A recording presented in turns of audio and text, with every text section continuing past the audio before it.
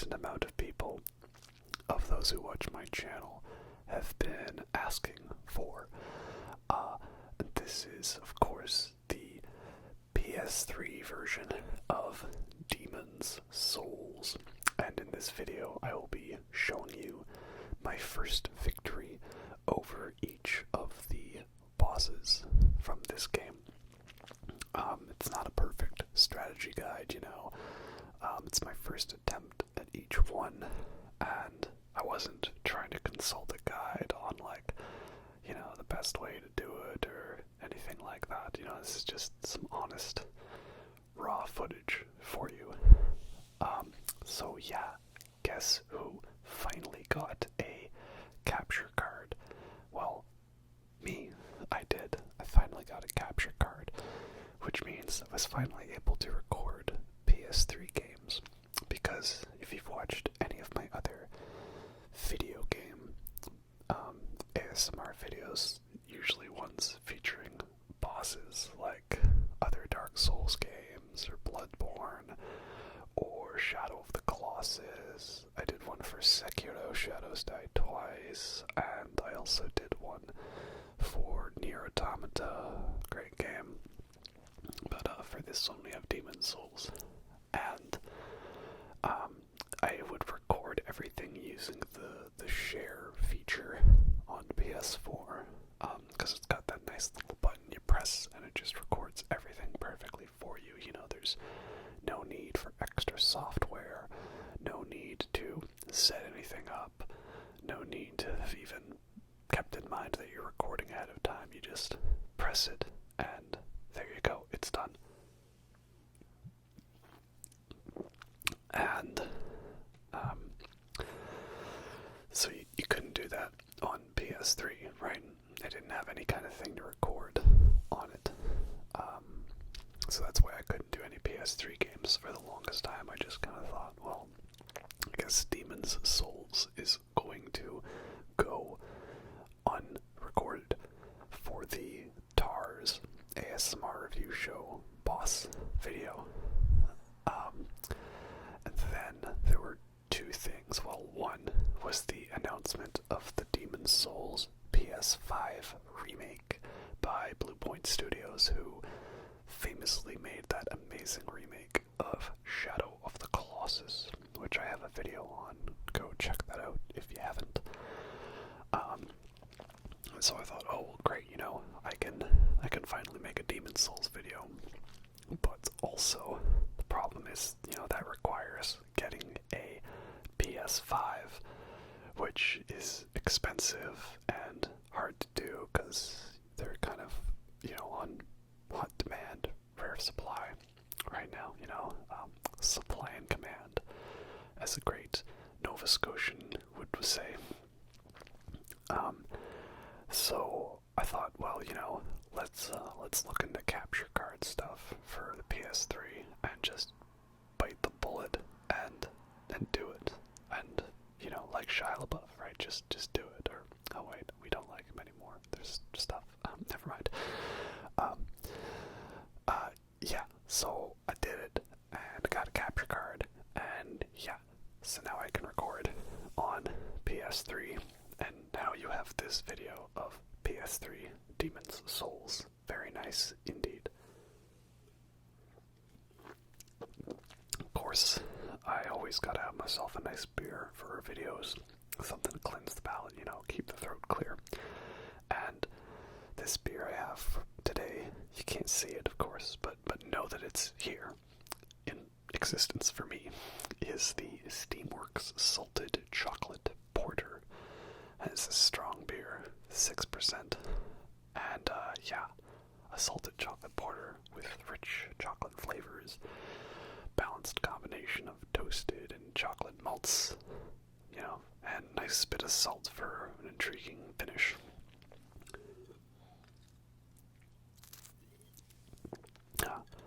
So it's a very tasty piece indeed. Of course, gotta show the lovely character creation moments, you know, because up until PS5 Demon's Souls, every Souls character you made was like a weird, very weird, odd creation. And plus it gives me time to do the whole opening monologue stuff before we, get into the real meat of the video, right? So, always gotta call my characters Bookface, because it's an inversion of Facebook, Bookface. I did that in the first video, and that's just how it's gonna be. So, and I am pulling out all the noob strats with this video, so I am using the royalty class for the starting class. Classes in Demon's Souls and other Souls games in general, they're not an absolute, just more of how you want to make things for you at the start, because they determine your starting equipment and what stats you start with, but you can level up any stat after that, and most of the starting types of equipments or items you'll find throughout the game. So if you do happen to pick a class and you're not really vibing with it, you can just find new equipment and level up level up your stats here and there, and then you've essentially created a new class, even if you started with one. So shout out to the great Giant Dad, right? He's back. That's a class where you start as a bandit, but I don't think Giant Dad really is a bandit style of play. That's like a tank build, and you've got your base cannon, your chaos, your two-handed chaos Swyhander, don't forget it. So that's just how it is, but royalty is commonly regarded as the best class you start with for this game, because you start at soul level 1, which means you have the maximum amount of levels to pick what stats you're leveling, and it's the cheapest to level up, because you're starting at level 1, and you start with a parry shield, like a little target shield, and a rapier, so a very nice quick thrusting sword, and you get magic, and you get soul ray, I think it is, or not soul arrow, something like that. So you already have magic, and you can cheese people from a distance with spells, and to make it even more overpowered, you get a ring. I forget what it's called, but it's a ring that regenerates your MP, your mana, basically your magic for you. So you can stand back, spam spells at a distance, and you regenerate your mana. You don't have to worry about using consumables for it. So at this point the question becomes, well, do you want to make the game more difficult for you by not picking that class, right? Anyway, so already ranted through the character creation, so let's get into the story.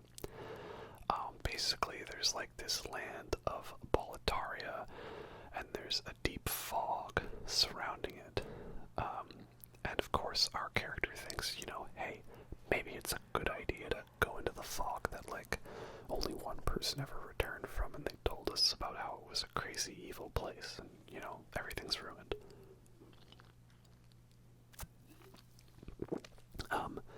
Old King Allant, I've heard both. I'm pretty sure the narrator says Allant. But yeah, basically he's aroused this old one, and it's this soul-devouring demon that was placed by God to consume the souls of people, because the soul arts, the magic and the miracles that God gave us, we abused their power and used it, for evil and to destroy others and create weapons.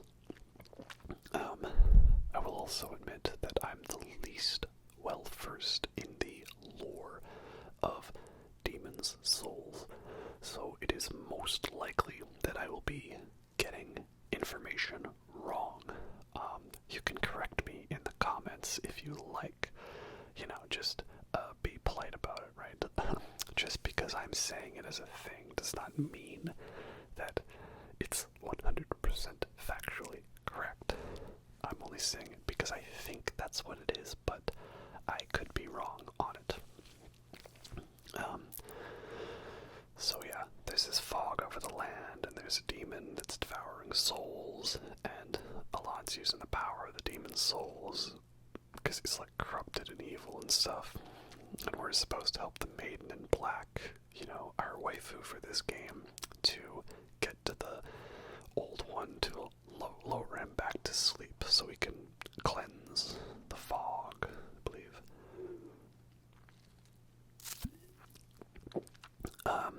And yeah, something like that.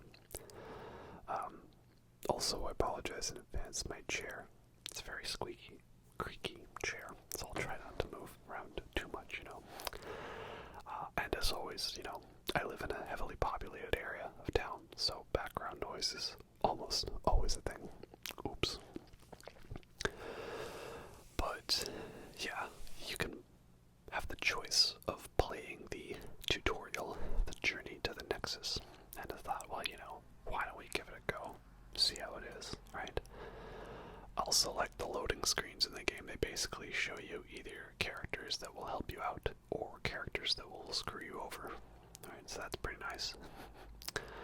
Silky smooth 60 FPS. Wait. Yeah. I mean, I guess I could have, like, you know, had a nice computer or, like, done an emulator sort of thing. But, you know, I thought, this works. Right? Yeah, the trick with using a capture card on the PS3 is you've also got to have, like, an HDMI splitter, because the PS3 has a thing to, like, prevent you from recording on it, and using a splitter kind of, like, overrides it. You know, there's a trick to it. But yeah, so what matters is I'm not sure how it works, but it works, and we can record on PS3. And the most important thing is you don't die to the first enemy, right? Soul Arrow, not Soul Ray, or anything like that. The Soul Ray is the more powerful one. So, you get through the tutorial, right? Decent bit of enemies here and there, and you get to this fog gate. And what's behind the fog gate? Well, it's this lovely alien monstrosity that is the Vanguard.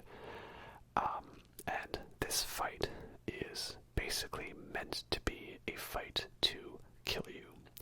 You are supposed to lose this fight, because then it shows how your character died and became trapped in the Nexus. And this is the first bit of the game is kind of my second run through, because a while back, I want to say like 2016 or so, I actually did start playing Demon's Souls, because that's when I was first going through all the Souls games. But I kind of lost time at the moment to play it, and lost interest, and the fact that I, you know, was starting to get it in my mind that I was going to record all these Souls videos.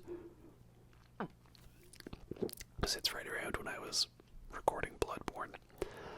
I just sort of brushed it to the side because I thought, well, I can't record this, so why would I bother with it? So I did fight this guy once before, and I died in about 3 seconds, because as you'll see, he hits very hard. He basically can one or two shot you, you know, unless you're at max health. And his moveset is quite straightforward. It's not difficult moves, it's just if you've never played any of these games before and you're unfamiliar, it's going to really mess you up.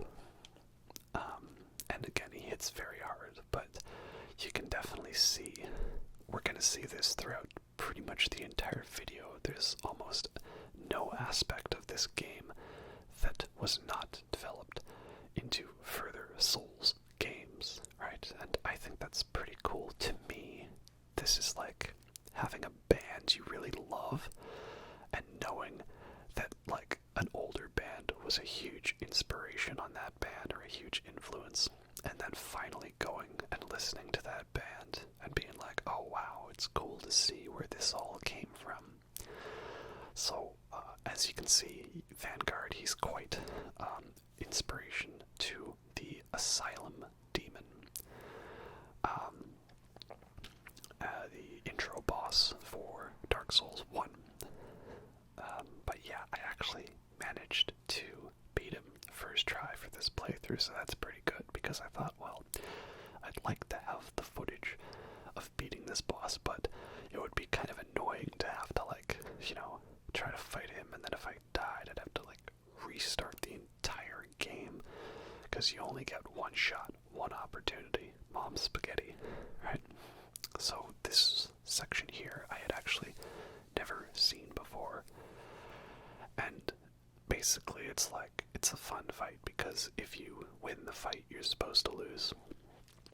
You get to see this dragon god guy before you actually have to fight him, and it gives you a couple little extra goodies here and there.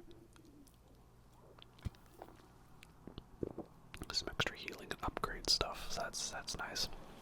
I kind of wish more games would have things like that. Like in Sekiro, you have the fight against Kenichiro, but in the beginning of the game, but even if you're skilled enough to win that fight, when you're not supposed to, you don't get anything out of it, right? Like, you just get a different cutscene, and that great line of his, hesitation is defeat. So, you know, not really anything special, but here you get some upgrade stuff, so that's pretty nice, right? It's a fun little moment of the game. But as you can see, you're about to get, like, the ultimate of ultimate Falcon punched by this dragon here, so, you know, cue the Roblox death sound. Oof. And yes, the first of many "you died" screens, and that iconic sound. Ah, yes, very, very great indeed. So this is now going to bring us to the Nexus, which is like, I'm not sure if I have the fullest of grasps on what this area is, because we're kind of trapped in the Nexus. Like, we can't escape from it, right? Like, it's the Hunter's Dream from Bloodborne. But it also is this place where a whole bunch of other NPCs can come and visit, like a Firelink Shrine in Dark Souls 1 and 3, or Majula in Dark Souls 2. So I'm not exactly sure how this works. Again, my knowledge of the lore is more limited, because I kind of didn't read too much into it. I was kind of going quick through the game to get it all recorded in time. I played this game around November of 2020 or so. And then I'm recording late December of 2020.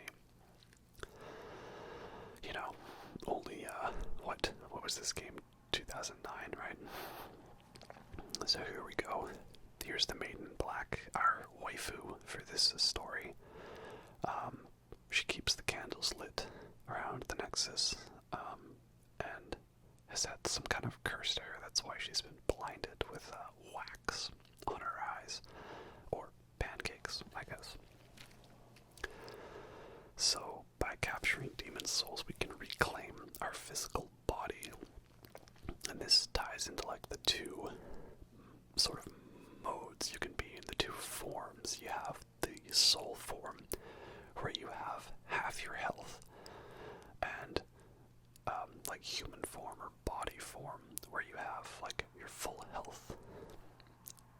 So this guy here, he's like, I don't know if he's called the Crestfallen Knight or Crestfallen Soldier in this game, but essentially he is the Crestfallen Knight and Soldier that we would see later on in the other Souls games, and it's even the same voice actor, right? He's just got this voice all like, oh, it's all hopeless to do anything, but I guess you could give it a try if you feel like it. And then eventually he leaves because he's like, oh, I'm so depressed.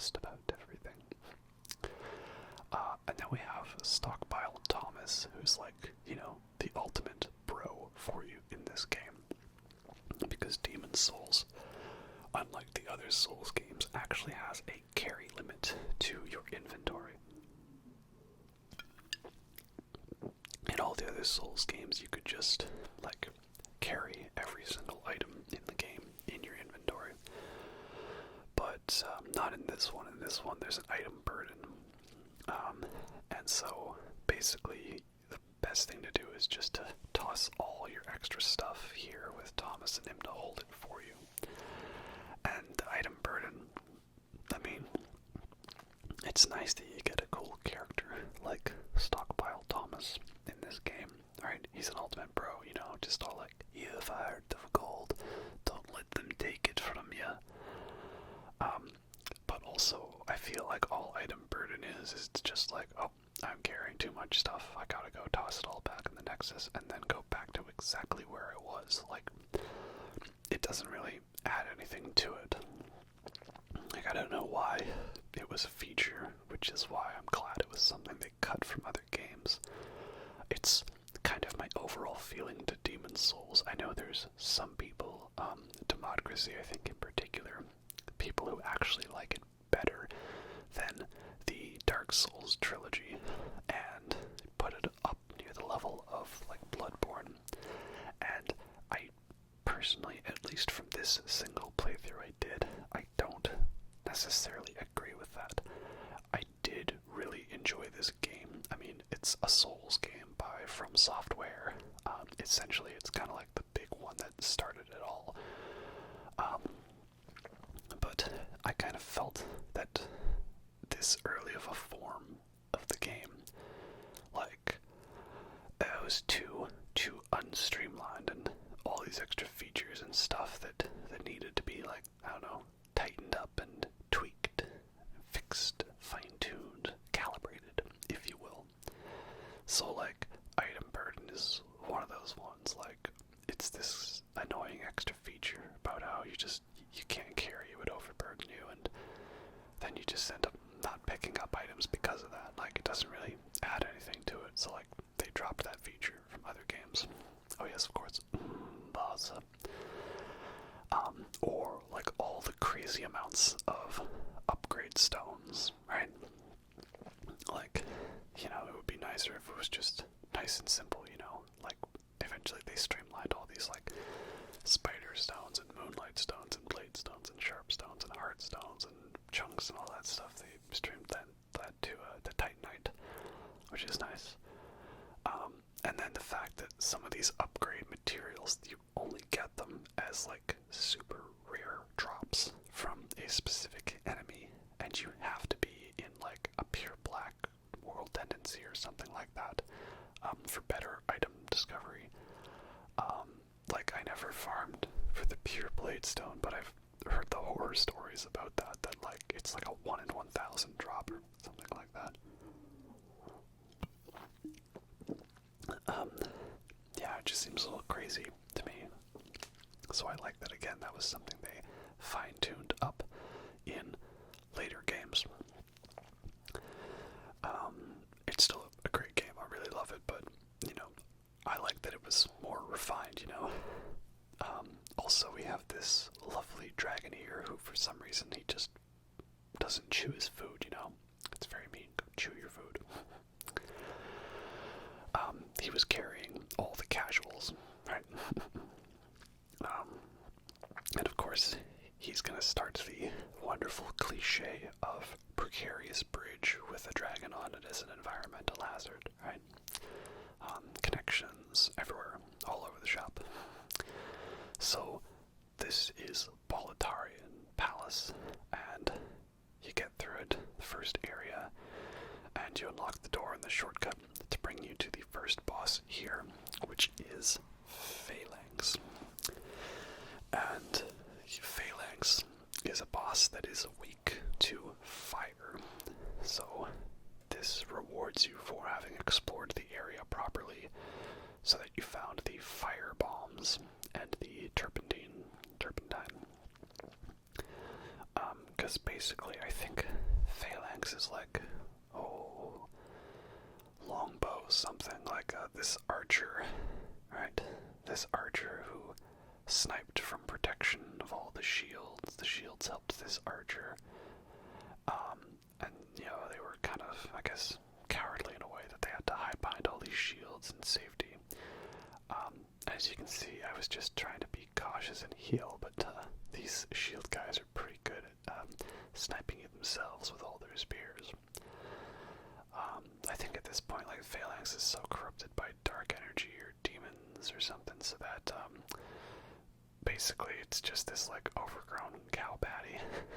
This little bit of sludge that's like almost about half as sludgy as I like my Doom metal riffs.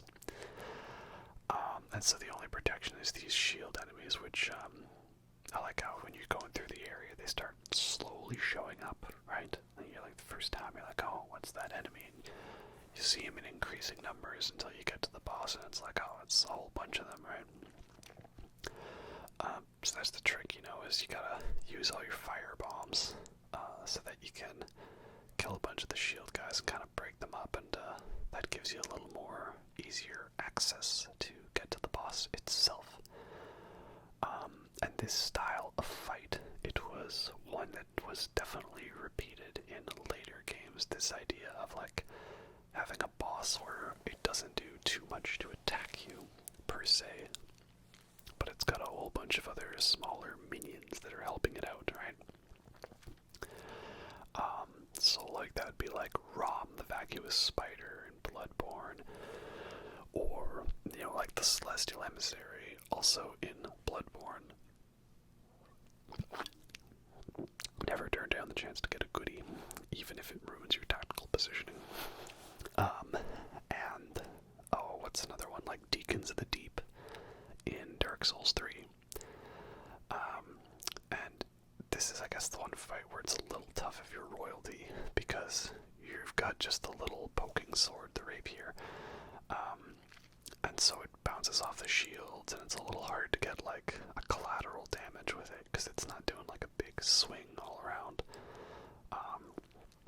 So at this point I kind of just decided to, as a strat, just try to kill all the small ones before attacking the big one, you know, so you can just do it uninterrupted, because they're not too hard to take out. But I think if you were newer to Souls games, this one would give you a little bit more trouble, right? Especially if you didn't know about the weakness to fire.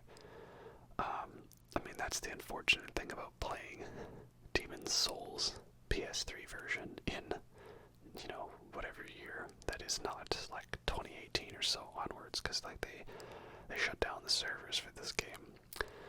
So I mentioned how I played a bit of it in 2016, and I got like through the first half of Boletaria, and all the way through the second Archstone. And it was nice having all the notes from people, and I actually even got a summon, believe it or not.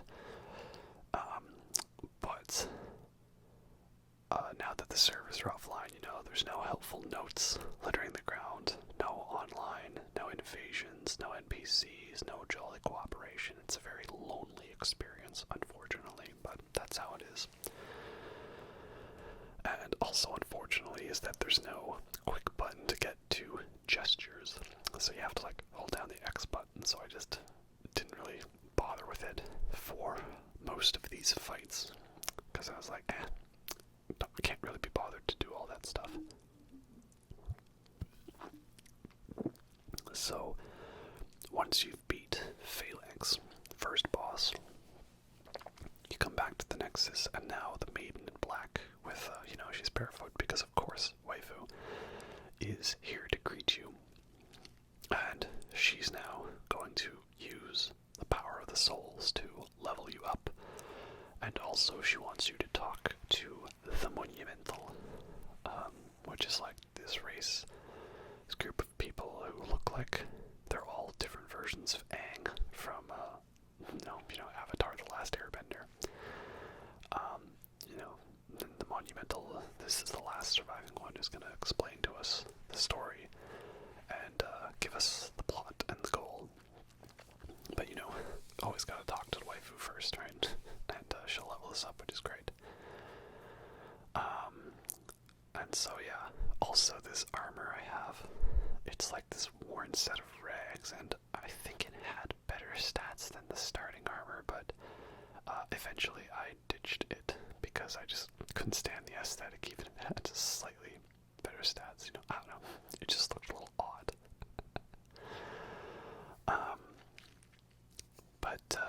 Yeah, what else is there to say in this current moment? I mean, I like that there's no fall damage in this game. Like, it's there, but it's like non-existent until it's at the point where you die from it. Like, you saw that little fall I took earlier. Like, if this was Dark Souls, you would have lost like half your health from that. And if this was The Witcher 3, you would have died from that. Super strong Witcher, mutations, cat-like eyes, potions, magic signs, everything like that. Can't survive like a 2-foot drop off a ledge.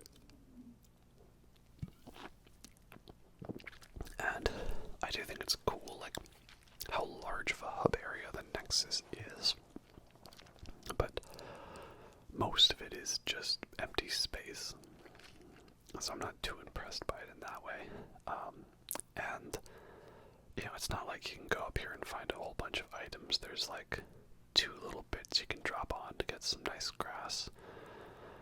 But the whole topmost bit is kind of useless because it was like to show online stats, and now that there's no online, it's just closed.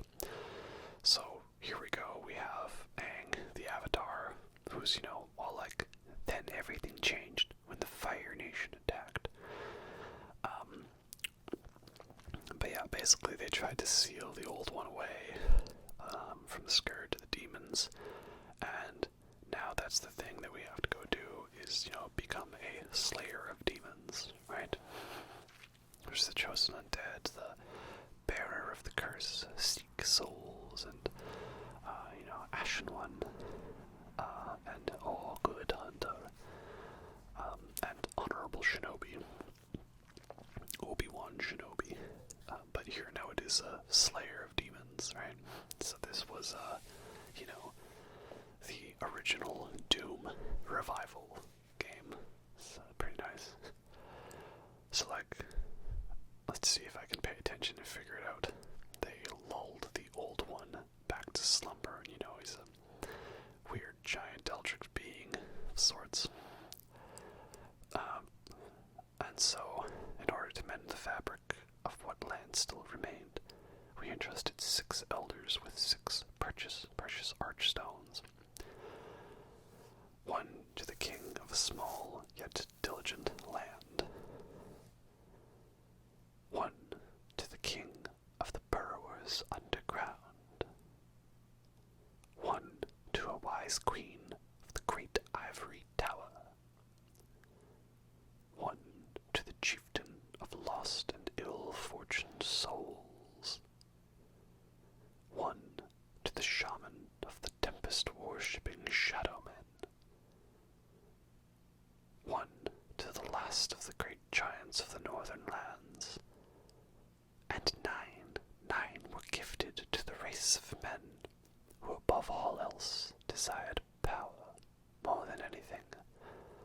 But they were all of them deceived, for another ring was made in the land of fire on the slopes of Mount No, okay, that's the wrong series. Maybe we'll read Lord of the Rings another time.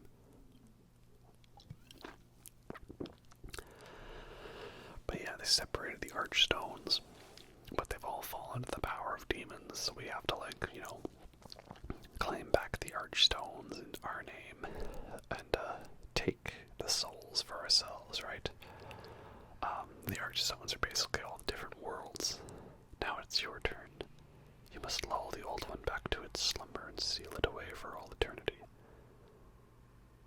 I read too fast. If not, the deep fog will absorb all that we know. Have you the strength to accept this mission? I'm not sure what happens if you say no. Maybe the game just ends, like it's a David Cage game or something.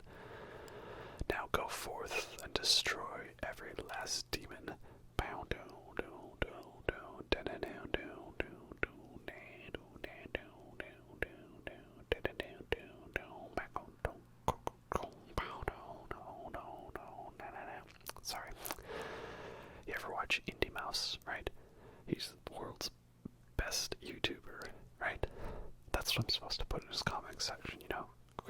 Mindy Mouse. Oh, it was great. Really enjoyed it. Great video. Love the one joke there about your mom. But yeah, he put the Doom Eternal song in that scene when he's playing the remake of the game. So yeah, pretty great moment. Now I just can't help but think Doom when playing Demon's Souls.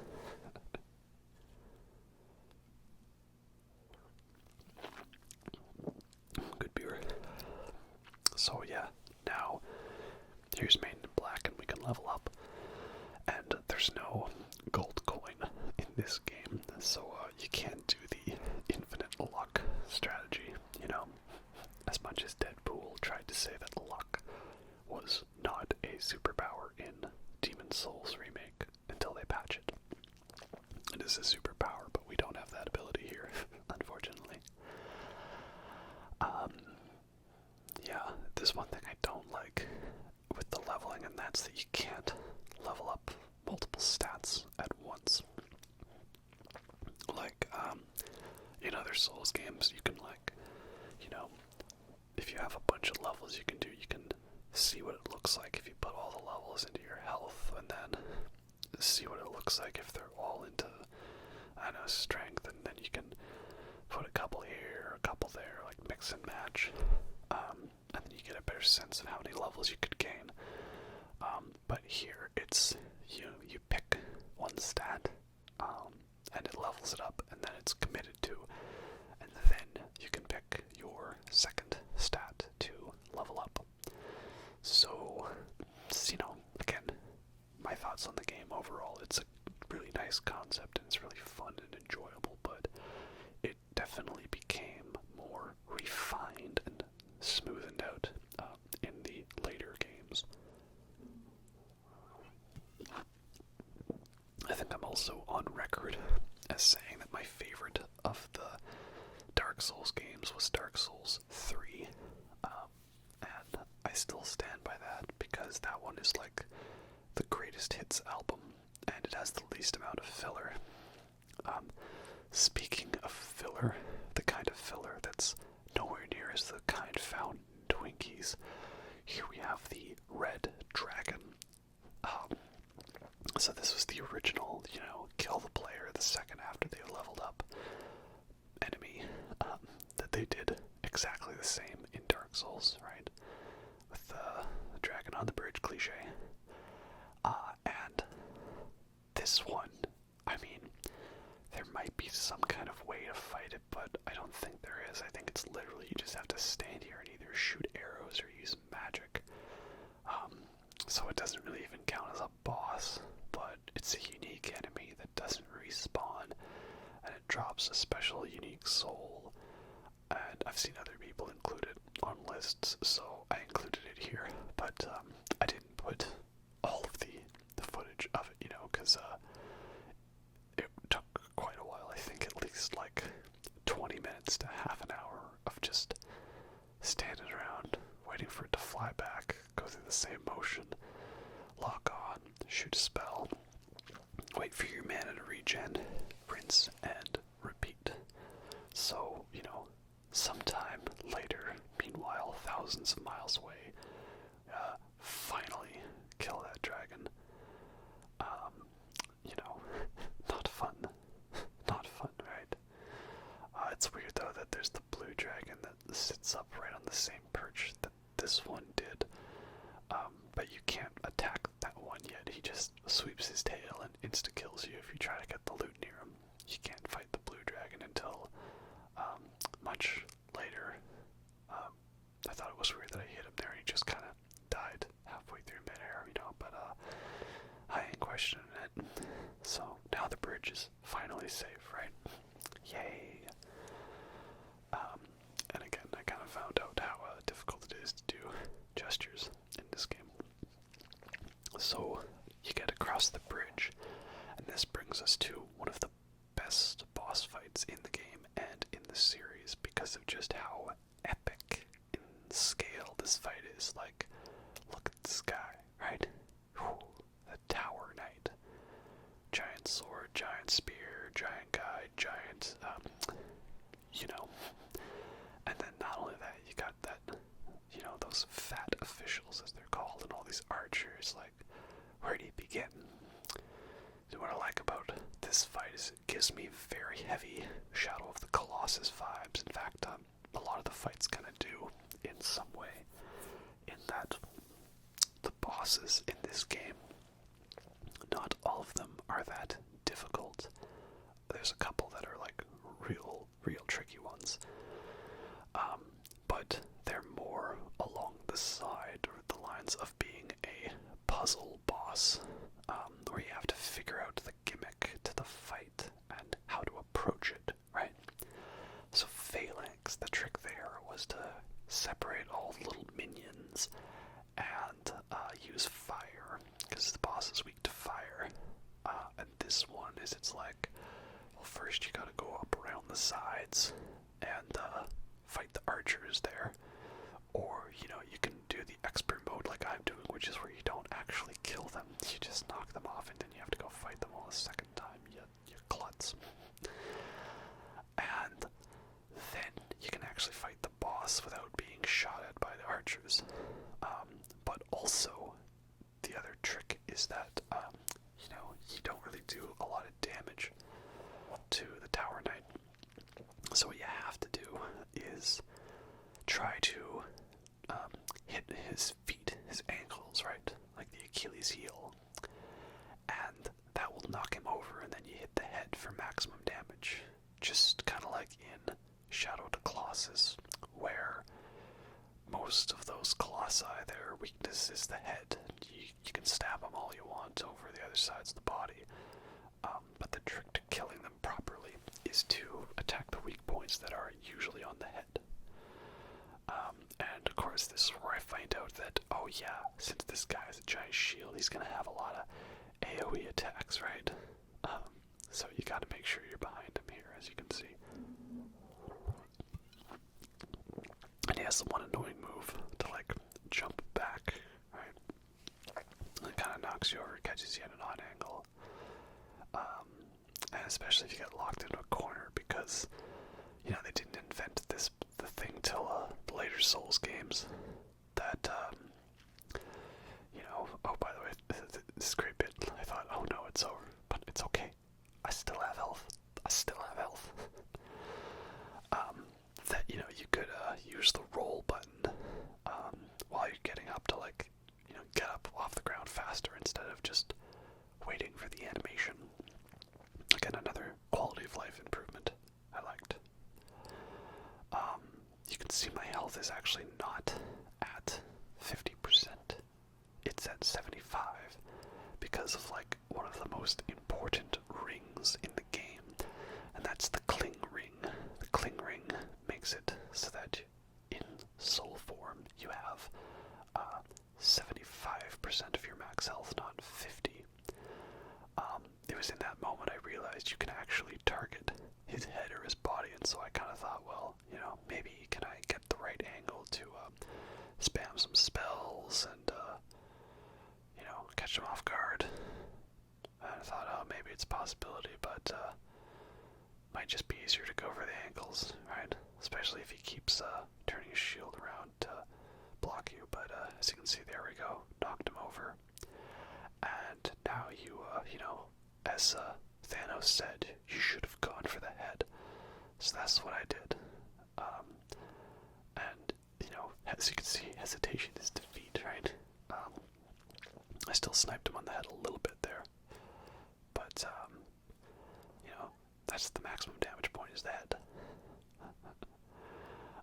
So after you beat this guy, you're going to have to go through another Archstone to its full completion to defeat an Archdemon.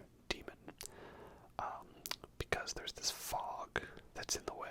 And it's basically kind of your clue that, oh, beginners should avoid the next area. And I don't even think it's wise to, you know, complete one Archstone and then go through the next area, because it's a pretty tough one if you're not prepared. There's, like, lots of the fat officials and a lot of real tricky knights that can, like, legit one-shot you, even if you have decent vitality.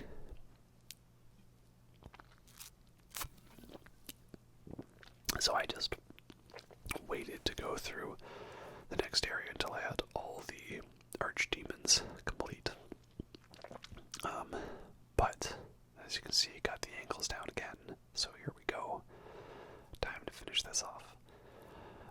I've edited this video so it's like in order of all the archstones. So even if that wasn't the order that I beat the bosses in, I'm kind of presenting it to you in like all of Area 2, and then all of Area 3. And then once those are all done, back through to the second half of Area 1. Once you've gotten the Archdemon's souls. So here's the fog, and we can't get through it till we have the Archdemon's soul. And again, it's basically a method so that you go level yourself up a little bit, get good scrub. So World 2 is Stone Fang Tunnel. There's a total of 5 archstones. There's a 6th archstone mentioned all over the lore, and it's literally in the Nexus, but it's broken. And I believe this is because that area was not completed in time. So they cut the content, right? They cut the land of the giants. And everyone speculated about like secret ways to get to it and stuff like that. And maybe like the secret thing behind the locked door in the Demon Souls remake was an Archstone repair kit, or maybe when they remake PS5 Demon Souls they'll include that Archstone. And I thought, no, they're not gonna do that. Like it's not gonna happen. Like for those of you who paid attention to Blue Point's Shadow of the Colossus remake, Blue Point remakes the game as is, and they don't add anything extra. If they ever do, it's like a small little Easter egg and a few tiny little things here. They don't go and rebuild the entire game to like completely change it. And I'm really tired of like people hearing about game remakes and thinking that they're going to like completely change everything. Like if they're going to do that, they'll be advertising it from the start, like the Resident Evil remakes. But if they don't, then don't expect that, that's not how it is. Like I remember everyone thought they were gonna fix Lost Eyes Leather, they were gonna change the Dragon God to something different. That's not how it works. So I spent most of this fight not actually talking about the fight. This is the Armor Spider.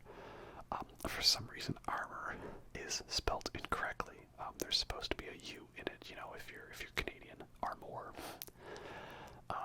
And I always, for some reason, thought it was the Armored Spider, but no, it's just Armor Spider. He's kind of an annoying fight because, like, first of all, he's got this giant explosion, which is meant to make you have to back off for a little bit, giant AoE and everything. And he's got the webs to, stick you up.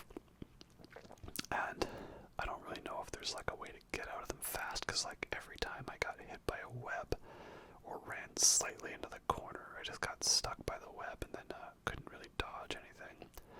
So I primarily used magic for this fight so I could actually hit the guy, but I'm not sure how you do that melee, because I started trying to do melee, and it just ended up that, like, he kept on hitting me with every attack, and I didn't really have the vitality to tank any of the hits, so I was just like, well, I've got magic, so that's what I'm gonna do.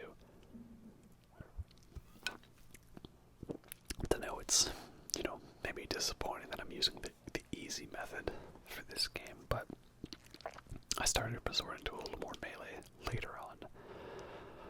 And magic is not the be-all, end-all, solve everything in this game, because, you still have to dodge attacks properly. It's not like some of the later games where you have giant arenas where you can run like a mile away from the boss. Case in point, next boss is Flamelurker. This guy is easily one of the hardest fights in the game. And it's kind of like the telltale sign that maybe you shouldn't try to do all of World 2 right away. Because this guy is pretty relentless. I'm not sure how you would fight this guy with a melee-only build, because, like, every single attack he does has a giant AoE follow-up to it. And I tried, like, rolling through the AoEs and stuff,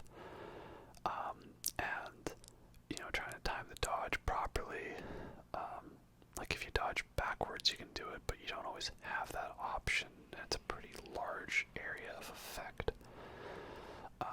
So I resorted to magic with this, going like full on magic. Like I unlocked Soul Ray, and I brought the is it the Crisp Blade? That's what it's called. It's the one where if you hold it in your offhand of your staff, that it boosts your magic damage. Just went everything like full on as magic as possible. And even then, it's not an easy fight because I was wearing like the resistance, the flame resistance ring, and I was in body form.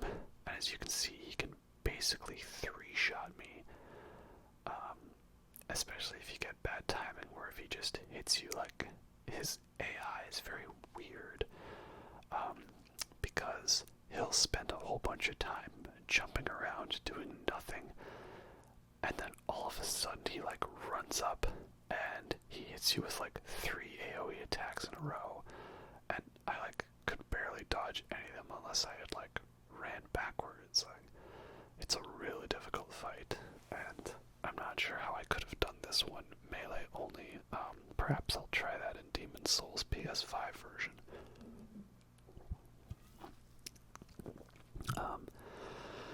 I didn't even fully know how my capture card worked, so I actually had to beat this guy like 3 times, because the first 2 I didn't have a recording, so I had to reload the save, which is not easy to do in Souls games. So, even if I beat him with magic, know that I beat him 3 times with magic, and that again, your margin of error in this fight is very small.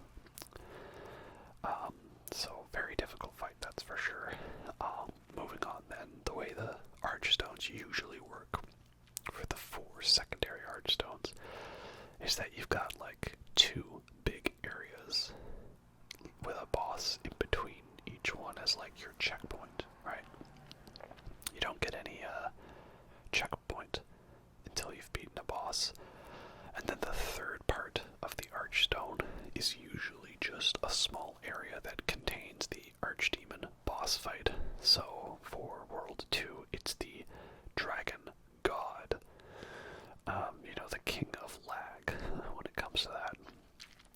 This is the fight that many people were hoping they fixed or reworked or saved or changed in the remake, and I knew they weren't going to do that, right? Like, they weren't going to make it their own. They were going to, you know, present it as is.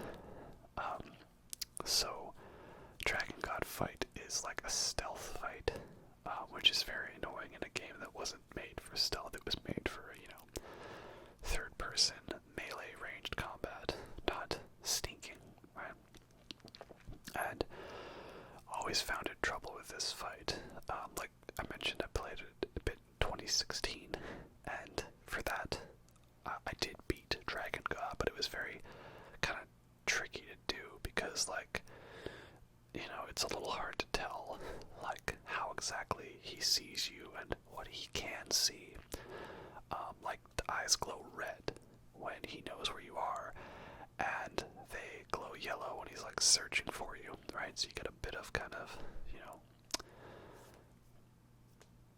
indicator on that. But it's hard to tell kind of like where you're safe, because you can seemingly hide behind a tiny little pole where he should be able to see you, but he can't. And then if he does see you, sometimes he'll not attack right away. But then if he does, it's like basically a one-shot. Like, how does he not see me here, right? It's a little difficult to tell what is safe and what is not safe. I guess the trick you should be doing is to be in soul form, which I'm not, and to use the Thief's Ring, which increases sneaking. It, you know, makes you less susceptible to being detected by enemies. The goal of the fight is to basically get to each side of the arena and activate a ballista, which will pin the dragon down so you can get the final blow on it. So this opens up the second area. As you may have noticed, I have a lot of grass healing kind.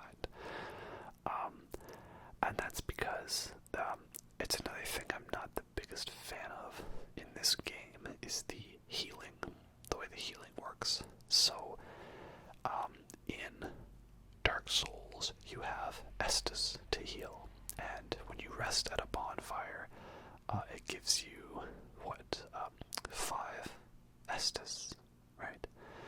And if you kindle the bonfire, it gives you 10. Then, you can later on upgrade your kindling, so you can have 15 and then 20 Estus flasks. So if you run out, you have to sit at a bonfire to replenish them. In Dark Souls 2, there was the Estus, but you got more Estus from Estus shards that were hidden around in the world. So you only started off with 1 flask, plus a shard that you could get in the hub world. So you didn't have much for Estus. So the game wanted you to be using the life gems, which was a consumable item you could buy from merchants, and then it would slowly heal you over time. It wouldn't be an instant heal like Estus. Later on you got more Estus, but you were still encouraged to use the life gems if you could, and there were better versions of them, like Radiant life gems, which healed more than your regular life gem. So if you ran out of life gems, it wasn't that big of a deal, because you had Estus to use, just not much of it. And then in Dark Souls 3, they got rid of the life gems. It was back to Estus. There they had it, that there were more Estus shards to find, so you could have up to 15 of them. And you also had to balance out, though, if you wanted to allocate some of your Estus to be used as the Ashen Estus flasks are the ones to like replenish your mana, right? So if you were more of a magic user, you wanted to use the Estus for magic, not for your health. In Bloodborne, you had blood vials, which were consumable items. You could hold 20 of them more if you used runes. Then you also, they dropped from enemies, and they dropped very, very frequently, so you're usually always getting your Estus replenished, or your blood vials replenished. In Sekiro, you had the healing gourds, right? And you didn't get many of them, but they refilled when you rested at the shrines. In Demon's Souls, you have grass to heal you, and if you run out, that's it. You never get it replenished. And lots of enemies don't drop grass. It's very rare to find it in the world. And so what you're encouraged to do is almost every level has a merchant partway through, usually in a little tucked away hidden spot. So you're encouraged to be using some of the souls you've earned to be buying and restocking on the grass partway through the level with the merchant that is there. That's why after you beat the first part of an area, that merchant moves into the second part, because that's the one you're going to be needing to go through to get to the next level and, beat the game. But the problem I find is that, like, it's easy to run out of grass if you don't have much of it, and use your souls pretty quickly on levels. So I opted to go for the good old grass farming. So yeah, I just farmed until I had like 99 of some of the main grasses. And again, I don't know if that's what the game intends, but the idea is that you are using your souls to buy grass. So I figured instead of buying a little bit every step of the game, what if I just bought it all near the start? And that's what I did, so not a big fan of the healing in this game because it was very tedious and time consuming. I definitely liked the healing methods better in later games. So yeah, that's how you do Dragon God there. You just hide from him and use a sword or magic to break the barriers and hope that he doesn't see you and one-shot you. So that was all of Area 2, which is Stonefang Tunnel. And it's not the greatest of areas, you know, it's got a couple cool moments to it, but nothing that special. This area, though, is a lot better of an area, and it's one of the scariest in all of the Souls games. It's the Tower of Latria. And this here is the Fool's Idol. And it's because there was this Queen of the Tower, the Queen of Latria, and like she's been like dead or consumed by a demon, or she's long gone. But everyone really loved her and worshipped her, and so this is the Fool's Idol. It's this fake image of the Queen that's been reconstructed for all the crazy religious zealots to keep worshipping, even when they're not around. So it's not too difficult of a fight. It can just be a little annoying and tedious, especially if you don't know what you're doing. So there's those green circles on the ground that look like the seal of Orichalcos from Yu-Gi-Oh! And I didn't realize that, like, you're supposed to be, like, watching out for where these circles appear on the ground so that you don't walk into them and get paralyzed by them, so that you get hit by, like, a dozen spells. I thought it was, like, some attack that I was failing to dodge properly, but no, that's not the case. I was just dodging into the area where the seal of Orichalcos was. And then the Fool's Idol has a bunch of these copies of it. And I didn't know at the time what the trick was to telling which one's the original and which one's the copy. It's that the original has a much larger soul arrow spell. But I didn't know that. I went into this fight very blind. All I knew is that there's a boss and it makes copies, and you have to kill the boss, not the copies. So I didn't know that you've got to watch for the floor pattern and dodge that, and that, you know, the real one has a large soul arrow, right? So I just kept running into it like an idiot and not realizing what I was doing was wrong. And at first I thought, well, what if I try to kill the copies? But as you can see, they're actually quite powerful, these copies. Like they do a decent amount of damage, and they don't take that much damage, especially the fact that I didn't have the crisp laid out, so my magic wasn't as strong as it could have been, because I was also trying to do some melee, as you can see. So the other trick to this fight is there's this NPC who's like hanging out above, and you have to make sure you find him and kill him. Otherwise, he basically just keeps resurrecting the boss, and you can't actually beat it until you go and kill him. So I had killed him beforehand because I knew about that, so I didn't have to worry about that, which is nice. It's kind of odd, though. I'm not sure exactly like what his role is, or what the significance is. Like he's just this random, you know, weird prisoner guy. He's all like, "No, don't mind me. I won't hurt you. I won't hurt you." And if I was online, there'd be a bunch of notes in front of him saying, you know, liar ahead, thrusting required, stuff like that.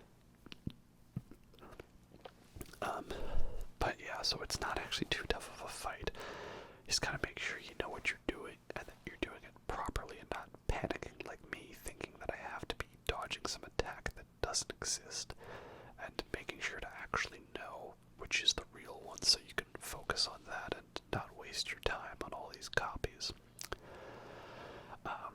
So this fight, I'm trying to kind of point out, you know, like how each fight comes from, you know, like what has it evolved into. Dragon God obviously evolved into more gimmick fights, right? That are more, you know, like set piece moments like Ancient Wyvern. And Fool's Idol, this one is like the original version of Pinwheel. But it's funny because Pinwheel is like a joke boss, you know? Like, you go down and you kill him in like 30 seconds and that's it. And he makes copies of himself, but they all die like right away.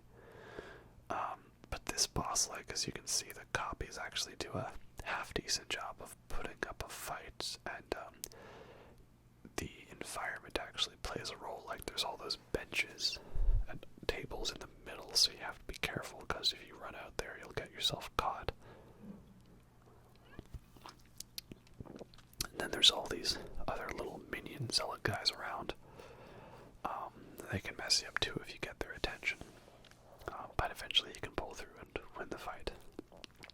And unfortunately there's a little goodie behind the idol, and I didn't get it. It's like was it like the baby nail or something?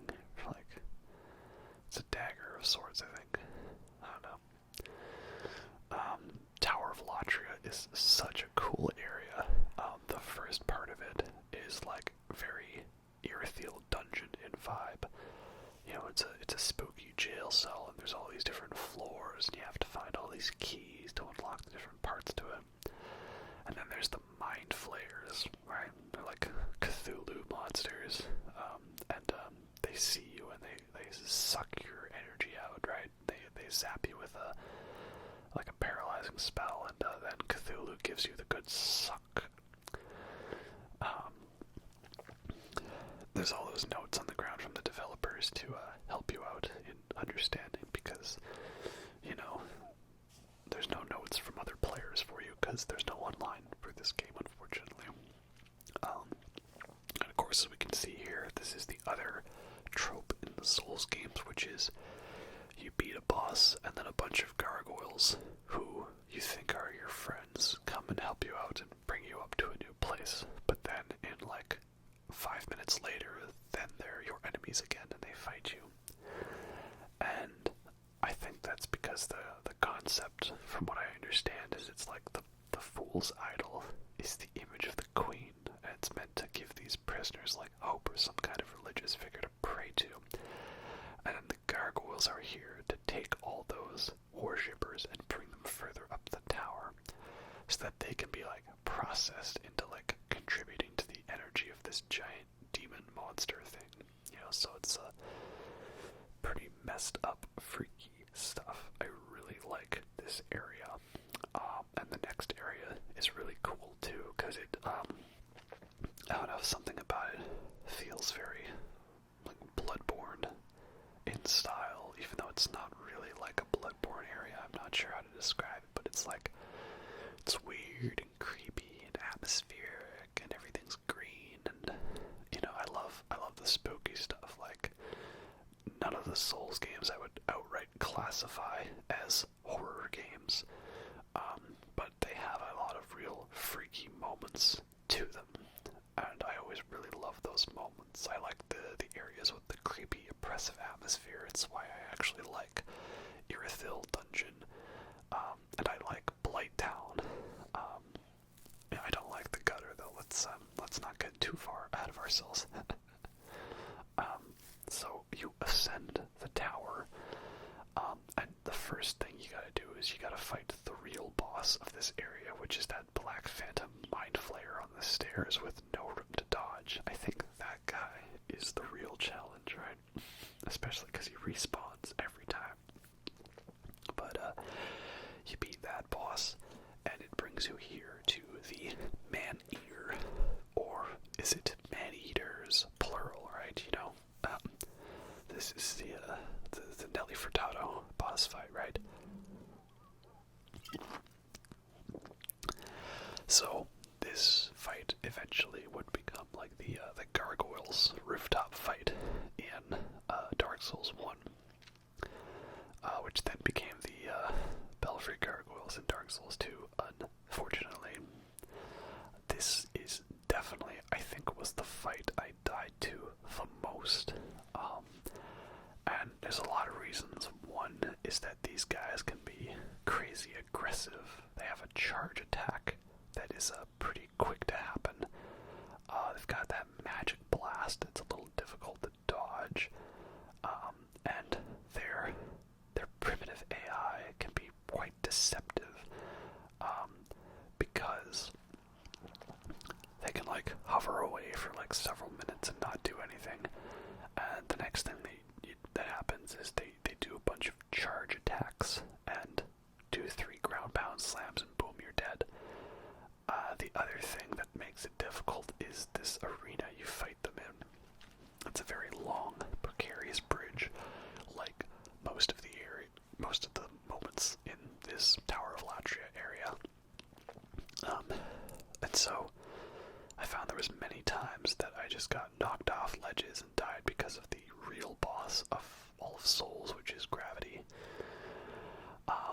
And also sometimes what would happen is like I'd get knocked down and I'd be on the edge and I'd try to panic roll to get up, and then after my character gets up, they'd instantly throw themselves off the ledge, like in the complete opposite direction of what I rolled. It was quite annoying.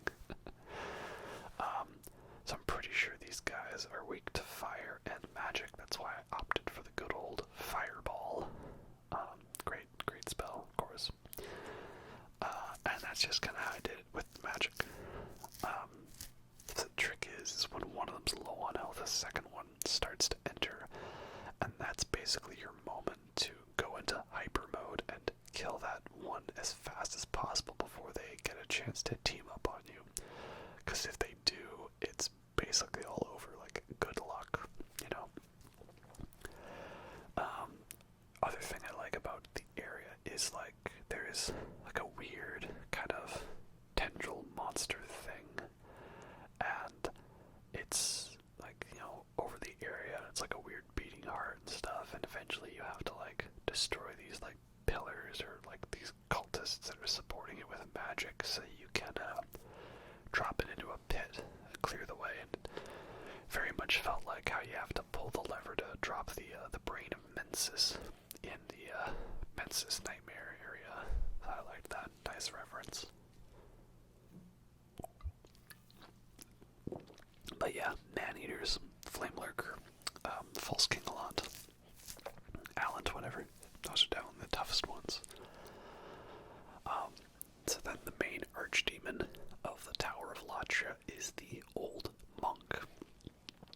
I guess this guy was like, I think he might have been the king, perhaps, or some kind of important figure, and he went out to like conquer the world and stuff, and when he came back he had this robe, and the robe was like the power of the demon, and it kind of like possessed him and controlled him and started doing all this evil stuff. And so the actual Old Monk is dying. He's very close to death. As you can see, he's this weak, frail, old caricature of a person. And so the actual power of the demon is not the Old Monk themselves. It's actually the robes that hold the power. That's why the robes leave the weak body and it summons a new phantom for it to control. And of course, this is the origin of that big, over-the-top yellow crown that so many people like to wear when invading. Is it like the Xanathus crown or something? You can like fight an NPC invader in the painted world that has it, and then also you get it from like killing an invader in Dark Souls 3. So this fight is interesting in that, like, if you're offline or there's no players around, you'll fight this NPC, right? He's not that bad. I mean, he doesn't use magic. He just has claws, so he has to get up real close to fight you. But as the fight goes on, he starts getting like the homing mass spell, where the little energy balls float above him to, at a point, sort of home in on you, like that. So again, also the origin of the whole homing spell thing. But what is annoying is, like most NPCs and most invaders, they understand that the one big weakness to magic is being able to effectively dodge. So throughout the fight, I'm just constantly trying to use magic, because it's the thing that I'm using as my build. And he just keeps dodging every single spell I throw at him, and it's very, very annoying. You keep your distance, and he's just like, oh no, dodge. Let's try it again. Oh no, dodge. dodge. Let's try one more time. Oh, no, dodge. Trick is you kind of gotta like get them caught in an attacking animation and then dodge away. So I think at that point I just kind of decide, well, I have not leveled up strength nor dexterity very much, but I have this dragon sword that does fire damage, and I can wield it. I'm not going to do any damage with it, but using this sword to attack him when he runs up to me like a fool is better than, trying to hit him with spells, because I can't seem to hit him with a single spell, because, again, NPCs and player characters know how to dodge, which is unfortunate.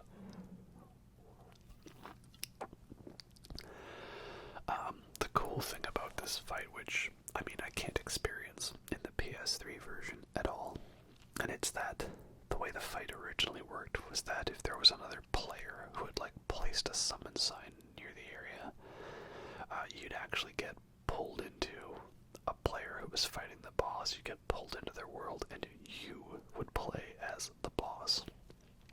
And so, obviously, that was a really scary thing, because, you never know how good a player is going to be against you. Obviously, there's so many people that know how to, make exploitable builds in the games and do perfectly evil things, or people that'll hack, or, generally, if you're a newer person to the game and you get invaded, it's basically going to result in death. I think it wasn't until Dark Souls 3 that I actually had enough half-decent skill of the game that I was able to fight off invaders properly. Or maybe I was just getting invaded by scrubs, I don't know. But you can't get invaded in this game anymore because there's no online, which is unfortunate. Now you just have to fight the NPC. But hey, PS5 Demon Souls, hopefully that has a good enough player base to stick with it, that if I ever do play that one, that I get to experience fighting the real boss, the player. It was something they eventually adapted into the whole Half-Light fight in the DLC of Dark Souls 3.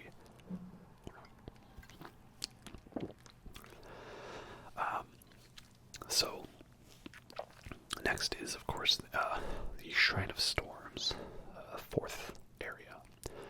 And when you get through the first little bit, you get to this lovely, familiar fellow, which is the Vanguard. He's back again.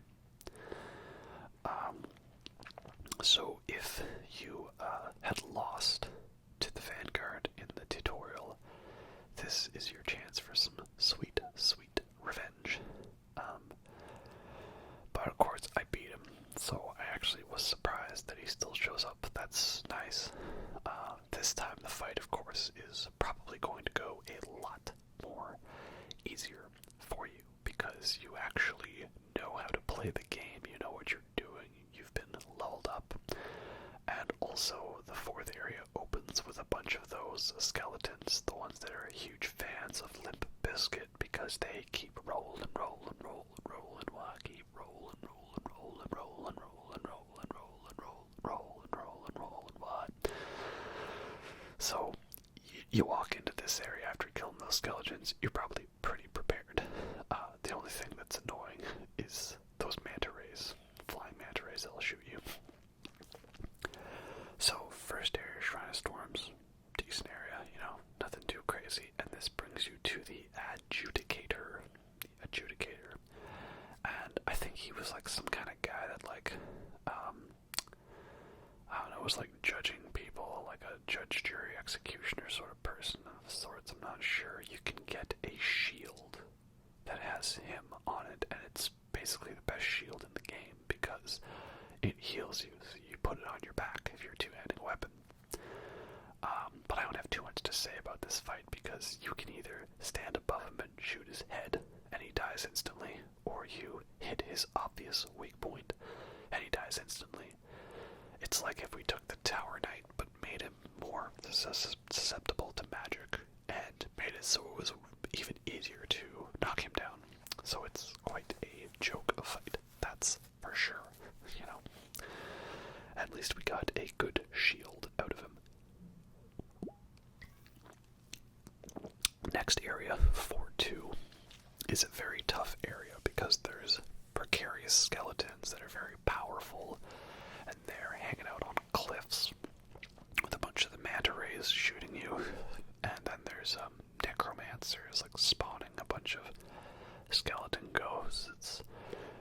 Patches knocks you down into a hole where you have to fight a tough NPC, and there's that bit where you have to farm for the pure blade stone if you're into that sort of thing. So it's all in around a very difficult, lengthy area with no shortcuts whatsoever to speak of. And the boss at the end of it is the old hero. I'm not exactly sure what his story is, but the main thing with him is that he is blind.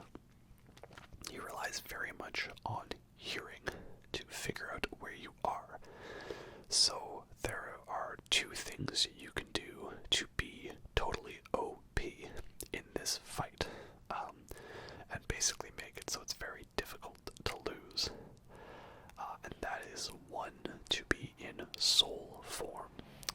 The whole soul form gives you the advantage in that you don't make noise with your footsteps, so it actually gives you a bit of an edge in that you're slightly harder to detect by being in soul form. It's kind of weird when you play in soul form for a long time and then you go into body form and you realize, oh yeah, I have footsteps, right? Because you're more like an ethereal projection.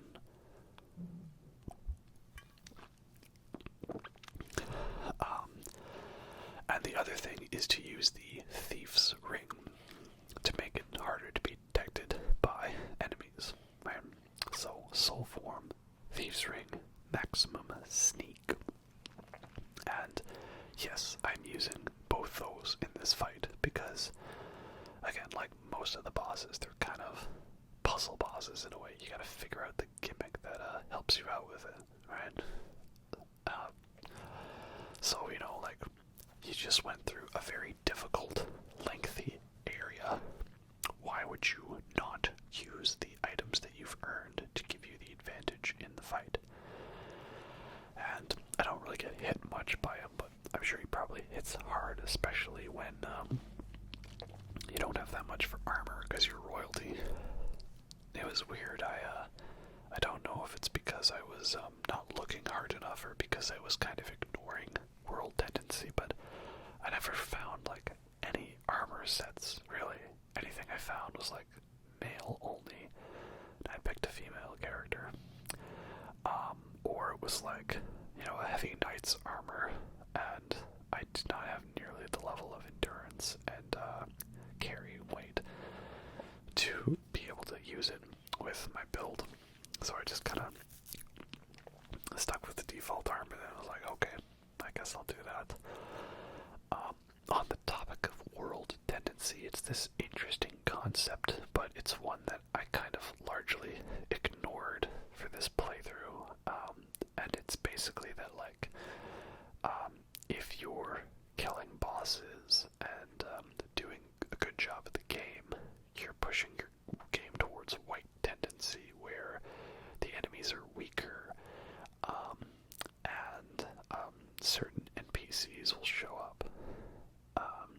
But if you are dying in body form and killing NPCs, you're pushing it towards black tendency. And the black tendency means that you have less maximum health in soul form, and you get better drops, and you receive more souls, but the game is more difficult.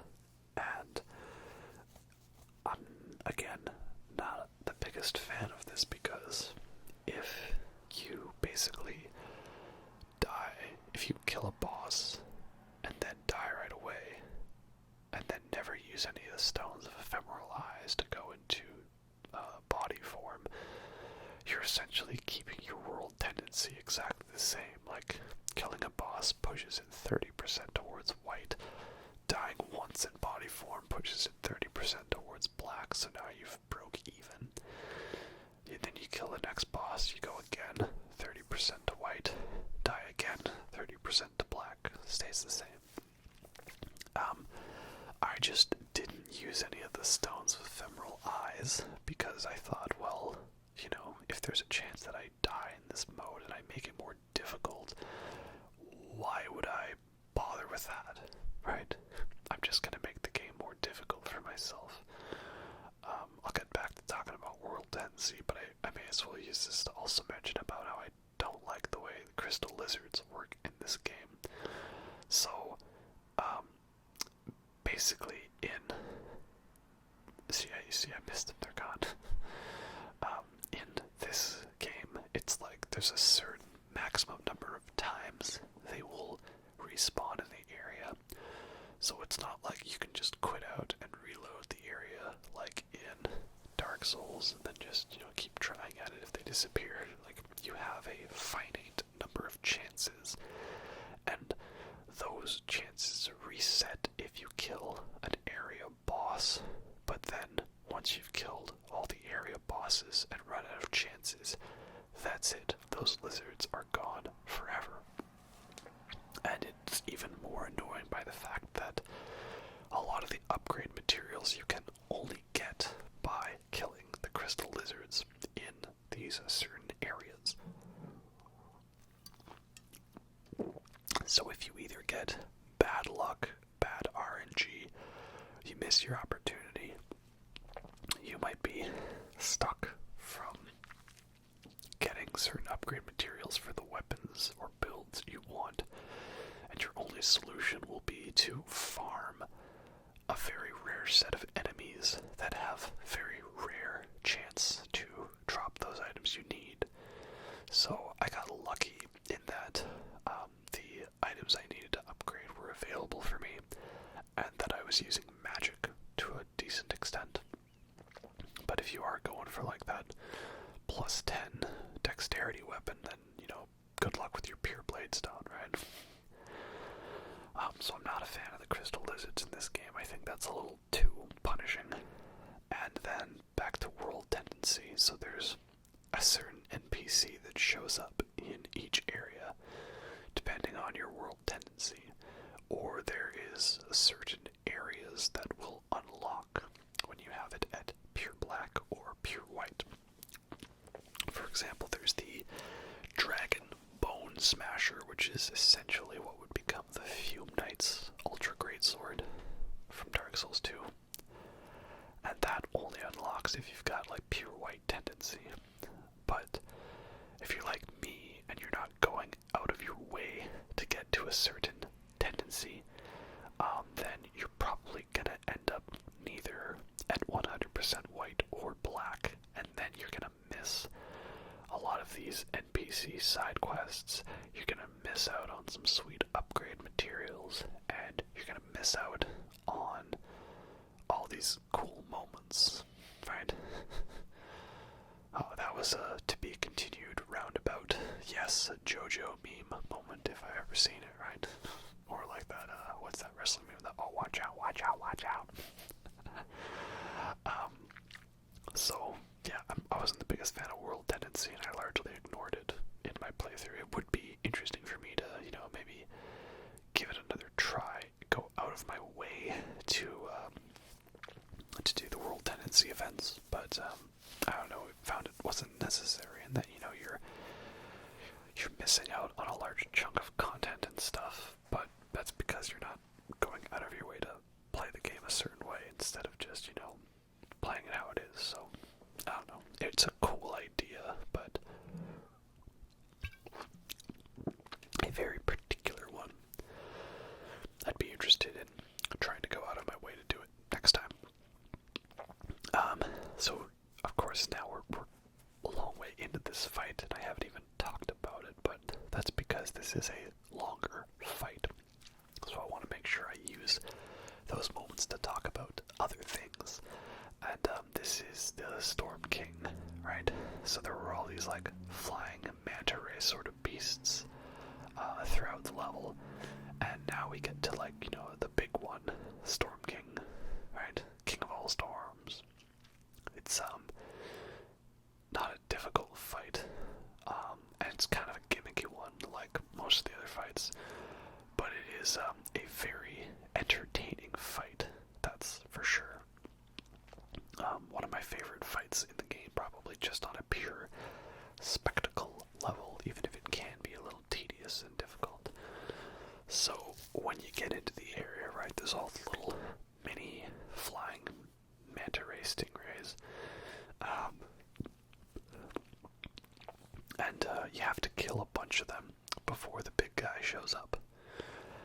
And the best way to do this is there's that little house over there you could hide in if, you know, you're a casual, or, you know, real men kill, right?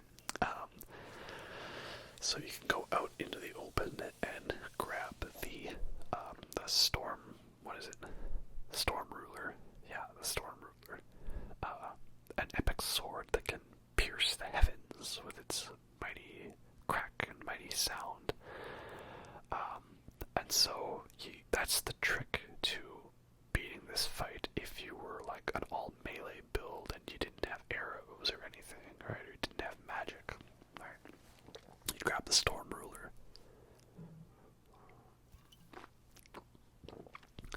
And the only thing I found a little odd with it was that it was a little deceptive on whether or not I could use it to hit a certain distance. Like, you'll see there's a lot of times where I was missing the hits and I felt I was close enough to damage it, but it wasn't. That's the part that takes the longest. But it's not too difficult of a fight because as long as you have enough healing items, it seems like it's almost impossible to die.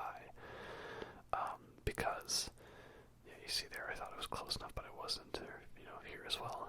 Right? That wasn't a hit. I'm not exactly sure how the hitbox radius thing works for this fight. It's a little odd. But the Storm King sends out a huge wave of, like, those stingray attacks. But even if you get hit by one, the animation has you knocked down on the ground for pretty much the duration of all of those other hits. So, like, you have the iframes for all the attacks. So, yeah, it seems like it's very difficult to die. He was further away there, but I hit him. I don't know how it works. So, it's difficult to die. You've got a weapon that's, like, pretty powerful. And apart from his one attack, he's not really going out of his way to kill you. So it's not a difficult fight at all, but it is definitely an entertaining fight. This is one that they brought back the style of for the Yorm, the giant fight in Dark Souls 3. Because that's another fight where you're fighting a giant beast, and the only way to damage him is by using the Storm Ruler. So yeah, it's very cool that they brought back the Storm Ruler for the Yorm the Giant fight. I think if they do spectacle fights like this, they're really enjoyable, so long as there's some kind of a concept or difficulty to it, you know? Like if you just stand there and just hit some ballistas, that's not necessarily that great, but if you gotta actually fight the boss and dodge the attacks, that's pretty good. So that's all of Shrine of Storms down. It's a pretty cool area. It's decent. A little annoying in some parts, though, with the precarious ledges. And what's that? You like precarious ledges? No? Well, too bad, because the next area is the fucking Valley of Defilement. Oh, joy. This is the original, the OG precarious wooden planks, poison swamp, you know, moldy, disgusting place. So, yeah, last area before we go back to Boletarian Palace is Valley of Defilement, and it's just an endless cesspool of filth and rot, and I'm gonna say that word. Brace yourself, it's just so very moist.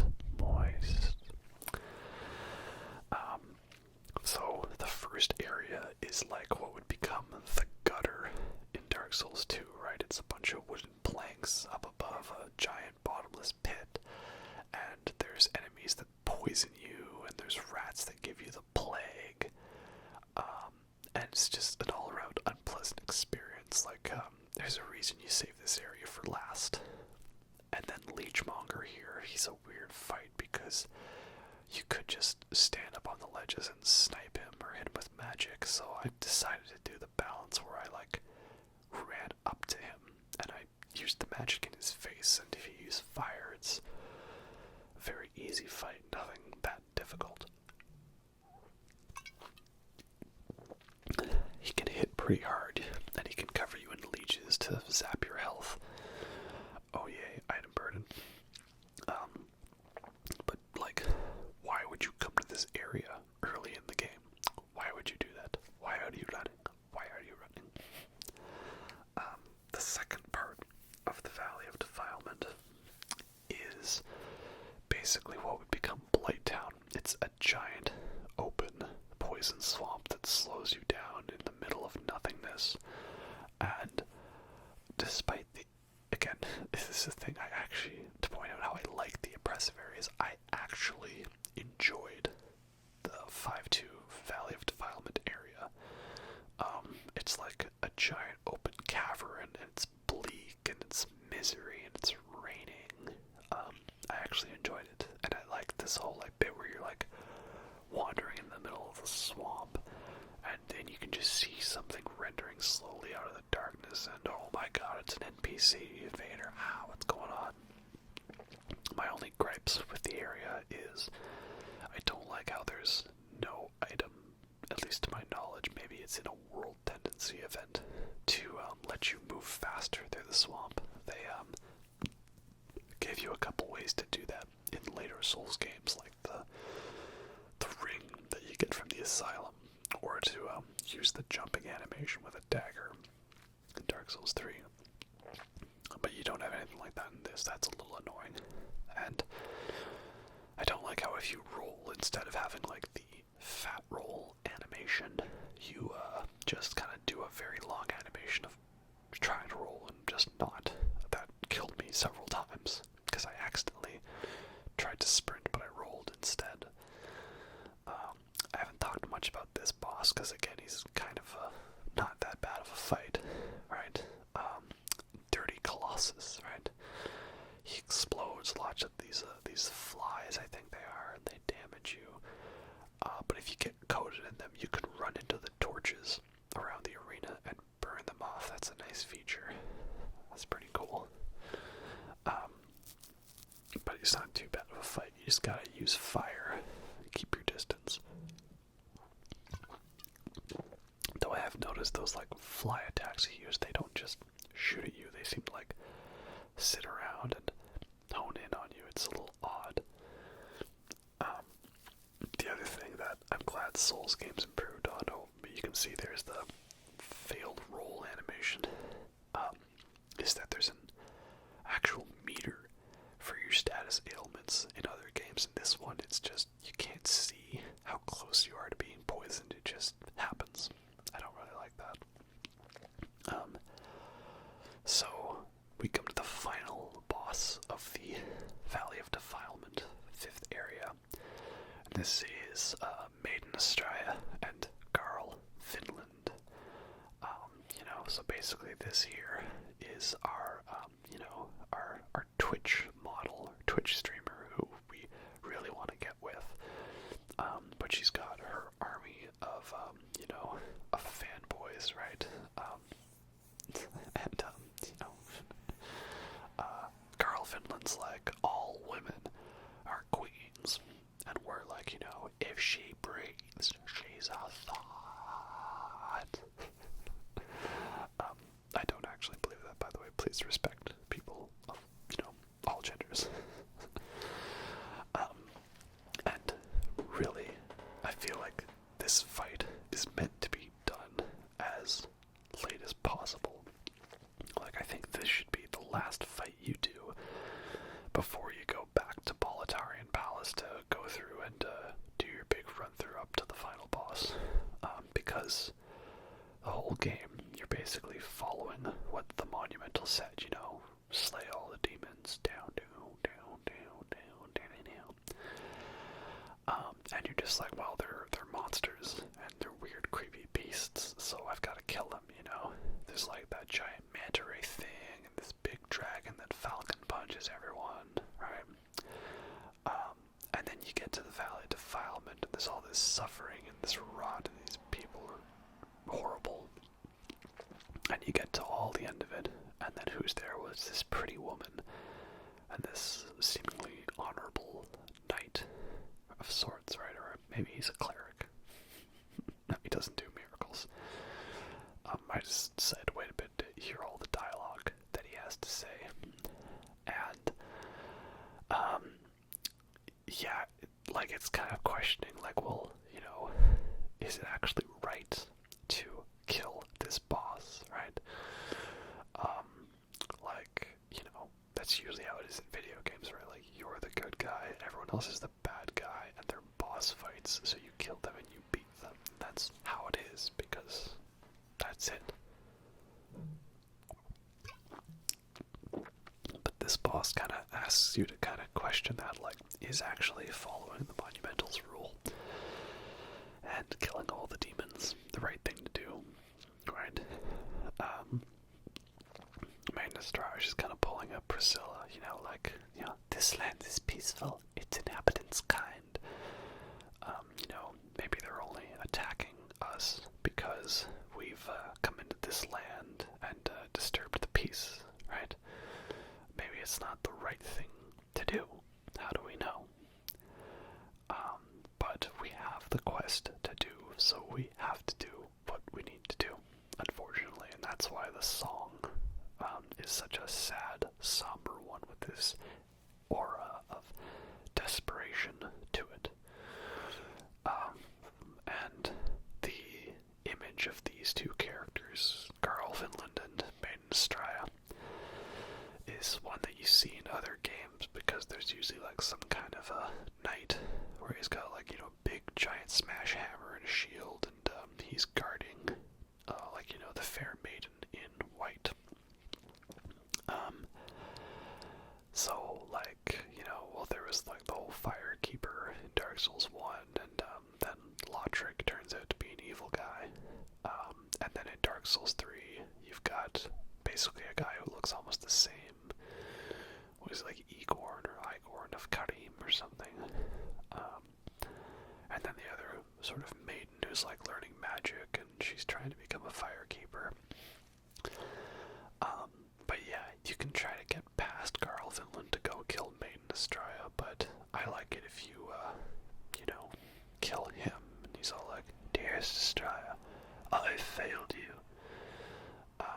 And then you'll want to make sure you heal the plague, because that water gives you the plague instantly, and you can actually just talk to her, right? And yeah, this is the other thing, is you don't actually kill Maiden Astraea, she kills herself. Do as you like. Take your precious demon soul. So yeah, I mean, I made jokes about, like, you know, thoughts and simping and all that, and you know, that's just me being stupidly comedic, right?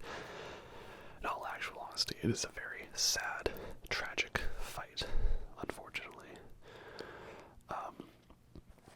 But that's it then. You will have killed all the arch demons, and you can go back and get through that colorless fog in Boletarian Palace.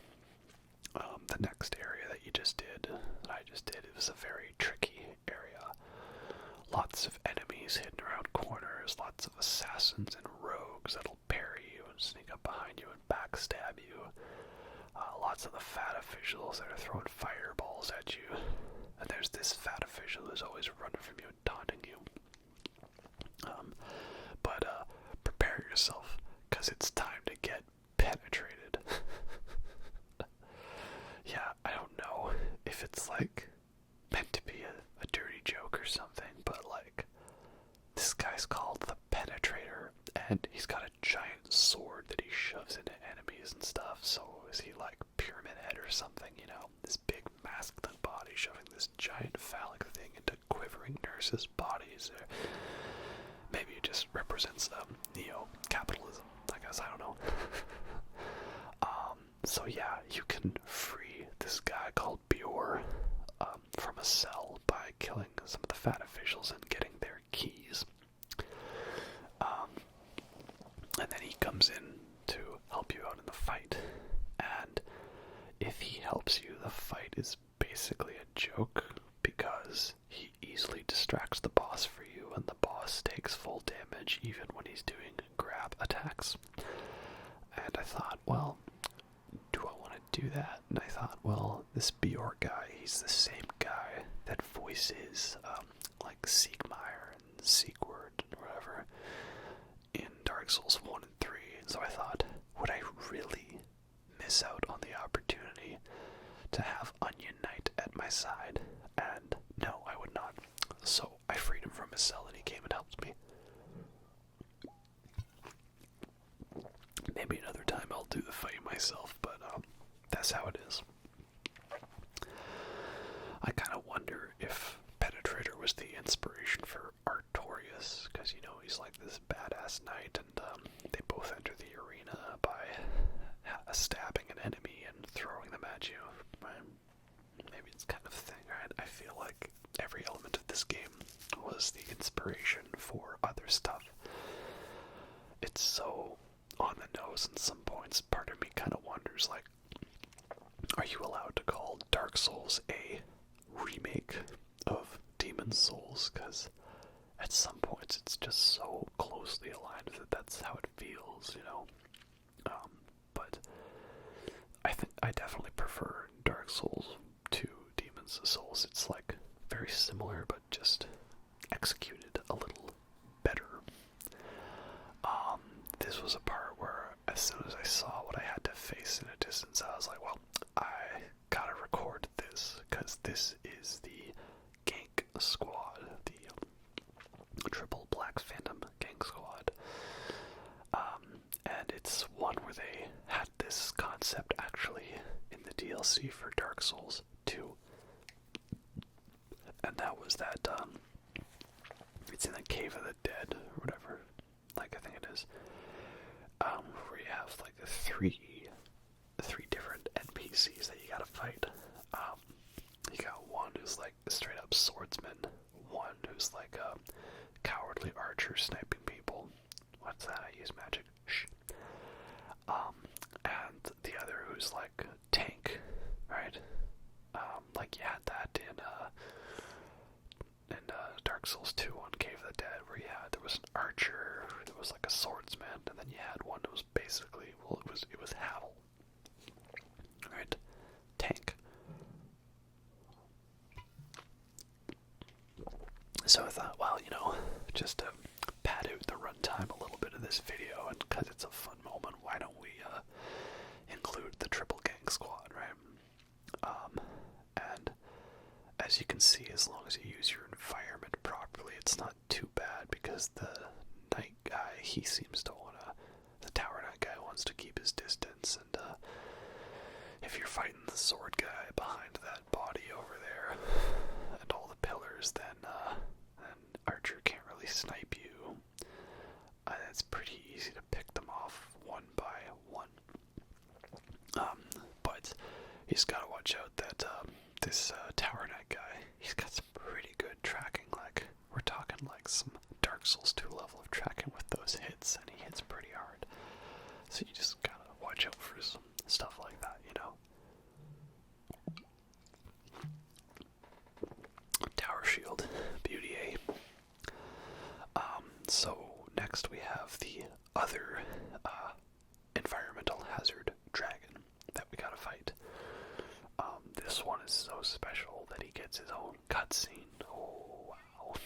But no, the fight is going to be quite similar to the quote-unquote fight with the red dragon from earlier in Boletarian Palace. So yeah, blue dragon here, he just starts going and coating the area with fire, and you stand back and you snipe him with magic. But the moves his head a lot more erratically than the red dragon counterpart. And so basically I think the majority of this quote-unquote fight was me figuring out, okay, where do I stand so I don't get hit by the fire, and what timing do I use to fire the spell at him so it actually hits him when he's not moving. That was the majority of it, you know. Pretty weak, not gonna lie. Part of me wonders if it is possible to get through this area without killing this dragon, or without, like, getting him to move to the second spot. I'm not sure. I didn't bother with that, as you can see. I just was like, well, let's kill it. Big dragon. Use lots of mana. And as you can see, his fire is quite frequent. You know, I'm not sure. You'd have to be pretty fast at it. If you got hit once, you'd get knocked down and probably die again. I didn't record it, but eventually he flies back later on to a further part throughout the level, and that's when you have to get through and then actually kill him. But at this part, this is where Bior is going to, he says he helps you, but I'm not exactly sure how he helps you. Like, he says, I'll distract it.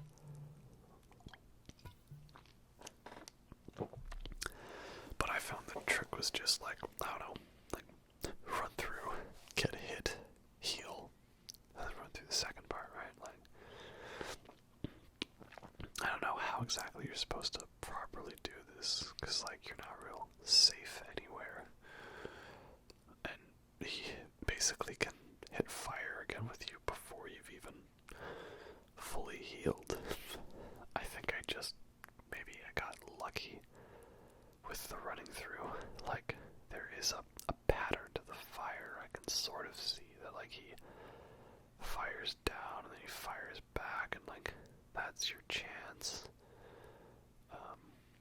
I mean, it also doesn't help that it's, like, older graphics. It's more pixelated, so it's harder to tell, like, what is the not safe area and what is the safe area.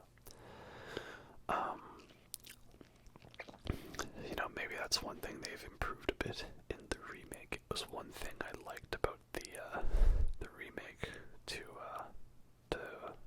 Dark Souls Remastered, that they made the AoEs of, like, the Asylum Demons and Quelaag more noticeable, easier to detect.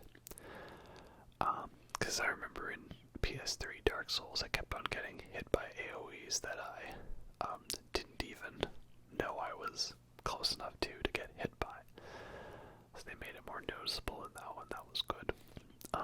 But yeah, now the fight is over. You stand underneath this dragon so that you know that you're targeting it. And then you shoot a bunch of spells at it, and that's it. It's over. Once again, pardon the creaky chair. It was not this creaky when I bought it. I think I've just, you know, leaned around on it a little too much. And sitting down talking for, 2.5 hours can get a little tedious when it comes to your seating position. But yeah, I'd say you just shoot him here and that's it. Apparently they added a shortcut in this area in the remake. Again, that's all Blue Point does for changes, is a few little quality of life tweaks, but they're not going to change the overall experience to everything, you know, because they're trying to be faithful to the original experience. But I don't know if you really needed a shortcut. The only thing that was tedious for me was that the elevator ride up to the False King was such a long elevator ride. Like, it's a very slow elevator. Takes a while to get going, right? Just felt tedious. But yay, we did it. And there's a trophy for it, so again, I guess it counts.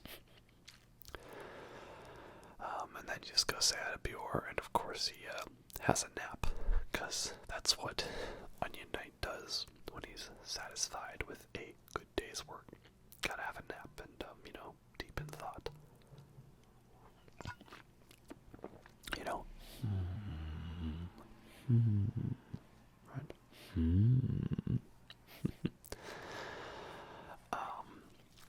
And then, yeah, coming up, we're gonna have to say goodbye to Oz, or Oz, what's his name? Ostrava of Boletaria, right? He was all like, I've come to claim my father, but I, for some reason, died like 5 feet before I got to him. And then a Black Phantom version of him shows up, and we have to put him out of his misery, unfortunately. And I thought to myself, oh man, this might be a difficult fight. What kind of interesting experience will this be? What loot will I get from this fight? What will it be like? And then I knocked him off a ledge. And I don't know why, but like, he died there, so the loot was over there. And even if I quit out and reloaded the area, it didn't give me his loot, so hopefully it wasn't something cool. But he gives us a key to the mausoleum, which was this locked door that was like right at the beginning of Boletarian Palace, you know, like a true Dark Souls game. You gotta go back to the start. And here we find this guy, Old King Doran, and basically he wants to test your strength, so you're gonna have to fight him. And he's not an easy fight. Why is that? Because he basically two-shots you no matter what your health is, right? And he's tough. So you don't have to kill him, but you do get a trophy for it. And you get to hear a pretty funny death scream. So what you're supposed to do is hurt him a bit until he's all like, hey, you've impressed me, you've done well. Okay, that sword over there on the altar is rightfully yours. And the idea is that the sword's supposed to help you when you fight against the King Allant. But I didn't use it, of course. So he's all like, alright, you did good. You can go claim the sword. So I was like, oh, okay, you say so. But I was also paranoid if it was a trap. Because again, he can legit two-shot you. Maybe even a one-shot if you're in soul form. So, you know, he's all like, alright, go ahead. Thy will be done. And they're like, well, do I want to do this? Yep, I guess I'm going to do this. He doesn't let me backstab him though, which is annoying. But basically you damage him a bit, and then he's like, alright, is on now. Game on. And then he heals up to full, and yeah, then you gotta watch out because he just goes full on ham, and he will two-shot you. So I definitely did not beat him my first try. That's for sure. Like, look at that. That was nearly 3/4 of my health in one hit. And I've got armor on. And he can heal. What the fudge nuggets from Soft? What is this fight? So, the trick to this fight is that once he's a certain distance away from like his area, he will then try to walk back towards it. Like, he's an old guy that has dementia, I guess. But as you can see, even if you're doing this, if he gets one hit at you, it's basically an instant kill, right? So I was like, okay, don't bother with Stone Ephemeral Eyes. I need the Cling Ring so I can at least survive one hit at full health. But basically what the trick is you do is you gotta lure him away a bit so that he's a little more passive in that he's trying to get back to where he once belonged, right? Like the Beatles song. Get back to where he once belonged. So, I mean, is this cheese? Yeah, sort of. It's a bit of an AI exploit. But it's not like a full-on, because like what you could do is like lure him completely out of the area and then just punch him until you get to a bottomless ledge and he won't hit you at all. But if you do it here, as you can see, you are still quite easily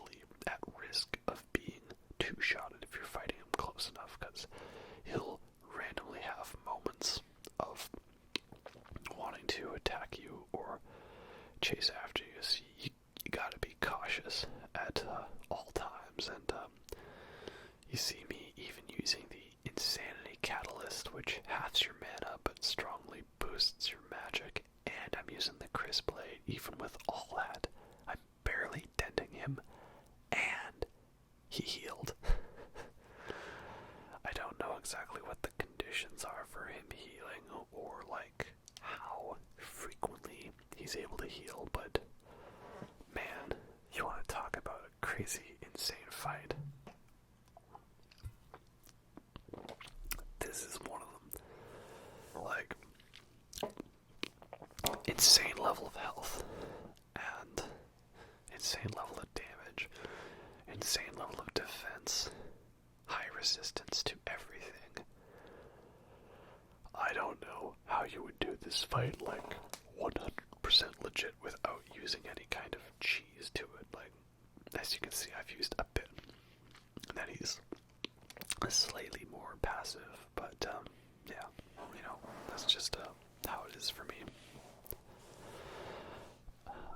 So yeah, eventually we'll kill this guy, right? And that'll put your world towards black because you killed a friendly NPC. But if he was so friendly, I don't know, like, I don't know, I'm going with this. Yeah. And then we'll be one step closer towards the end. So yeah, I mean, the main takeaway from this is, like, I enjoy Demon Souls, but to me, this is like a band's, like, garage rock demo EP. It's real fun and enjoyable, and there's lots of cool ideas to it, but it's not quite there yet. It needs a little refining, a little more polish to become a proper studio album masterpiece. That's the best way I can describe Demon Souls. You know, it's good. It's good. It's very good. It's very, very well done. Very well made, but not perfect. And I personally think that the Souls games were an improvement upon the Demon Souls formula and style. I mean, like, for example, I love Tower of Latra in this game, and they made a lot of other creepy gothic areas, like the Upper Cathedral Ward, or the, Forsaken Castle Canehurst in Bloodborne, the Irithyll Dungeon in Dark Souls 3, right? Love all those stuff, love all that style.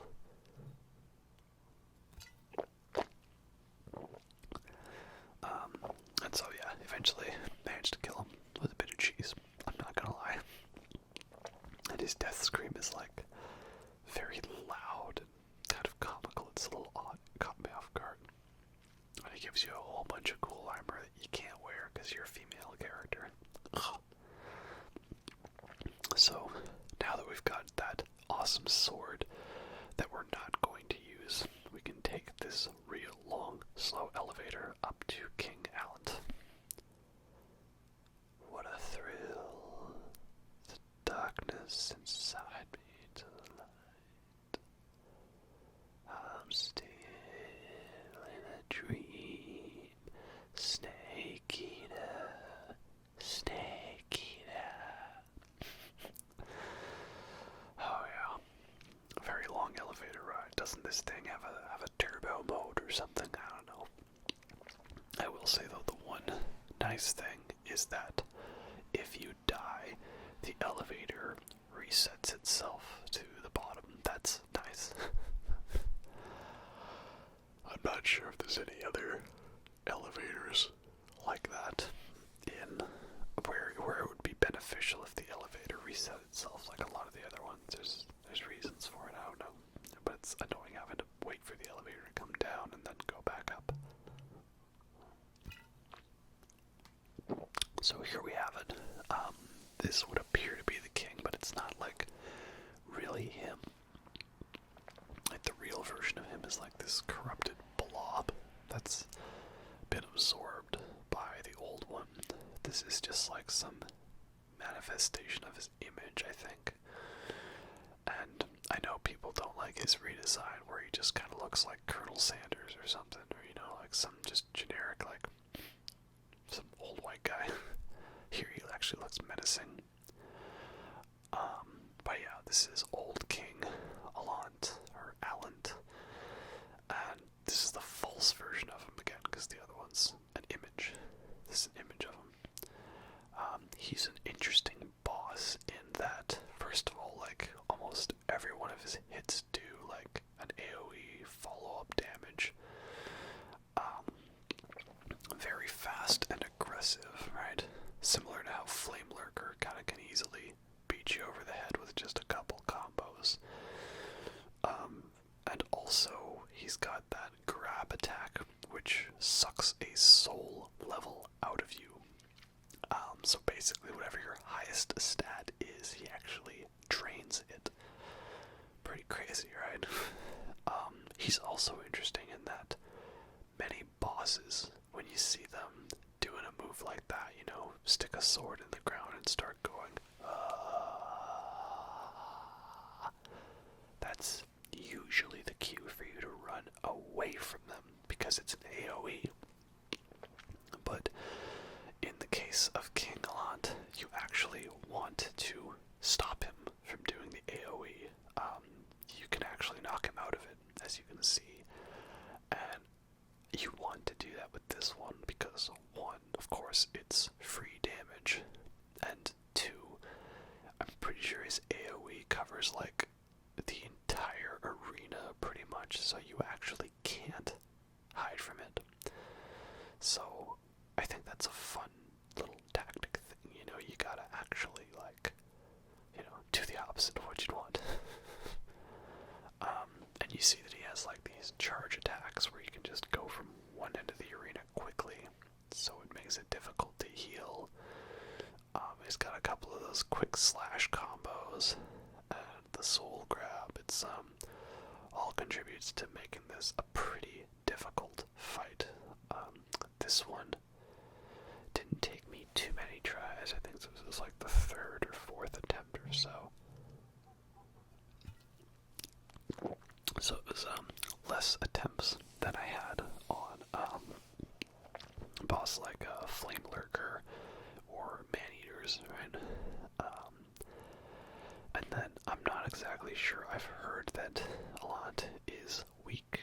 Or sorry, he's got like a magic resistance, or he's not weak to magic. I tried using a bit in like one of the first fights against him. And I wasn't really getting the greatest results, so the one weapon I had, which I think is like another overpowered weapon that lots of people like to use, again, I didn't consult the strategy guide, is the Crescent Falchion, which is like this kind of machete-looking type weapon, a decently lengthed blade, with pretty minimal stat requirements that has like a magic damage to it, right? Scales with your magic. So this kind of became my go-to melee weapon when I wasn't using magic. I really liked it. And that meant that I could have the Adjudicator's shield on my back for a little passive health regeneration. So I just went full-on melee only for this fight. No magic, just swords. So if you got mad that I cheesed a couple other bosses with magic or anything, know that I did this fight like that. It's also got a pretty epic score. It's like a weird, like, church organ style thing, Yeah, all in all, it's a pretty cool final boss fight. Usually, I mean, he's not the actual final boss. That's the true king version. But usually the final boss in a Souls game is like not necessarily the most difficult of fights. There's like some kind of a lore thing to it. Like about how Nashandra in Dark Souls 2 is a pushover because she knew she could never beat you herself. That's why the whole thing was to get others to kill you for her, or the hopes that you'd fail your quest, or that she'd usurp the throne when you weren't there. Or like in Bloodborne, about how the moon presence is not that difficult of a fight because at that point you're supposed to be too strong for it to contain you, right? So here we finally have back the Nexus after you've beat Allant, that the sort of ring floor magic seal has been shattered. So once you've killed all the archdemons and King Allant, if you talk to the Maiden in Black, then she initiates this cutscene to pull you down to visit the Old One. And this means that you're no longer able to level up. So make sure you do all your leveling like that with her before you kill your last archdemon and kill the King Allant. Because then it brings us down into this area, this below the Nexus area, where the Old One awaits.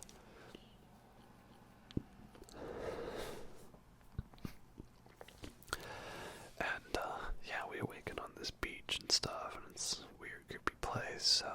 Kind of makes me think of like Steve Buscemi, Framped, pulling you down to the like the altar or whatever to bring you to the first flame. Always gotta have it that you warp to some cool new area at the end of a Souls game. And gotta say, this is a pretty cool design for an Old One. Like, obviously you think Old Ones, your first thoughts usually Lovecraftian, of like Cthulhu and stuff like that, or Yog-Sothoth, anything like that. But no, it's not a big tentacle monster. No, this Old One, it's like trees and branches, and it's got a whole bunch of like swords or stuff sticking out of it, or whatever those all are. It's a very interesting, cool, unique design for a quote-unquote Old One. So I like that.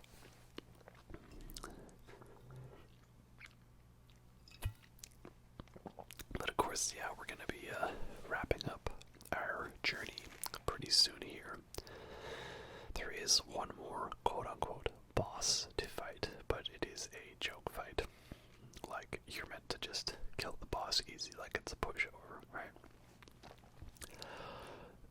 I don't know if it's really fair to call it the easiest boss in all of Souls, because it's not really a boss, and that's the point, right?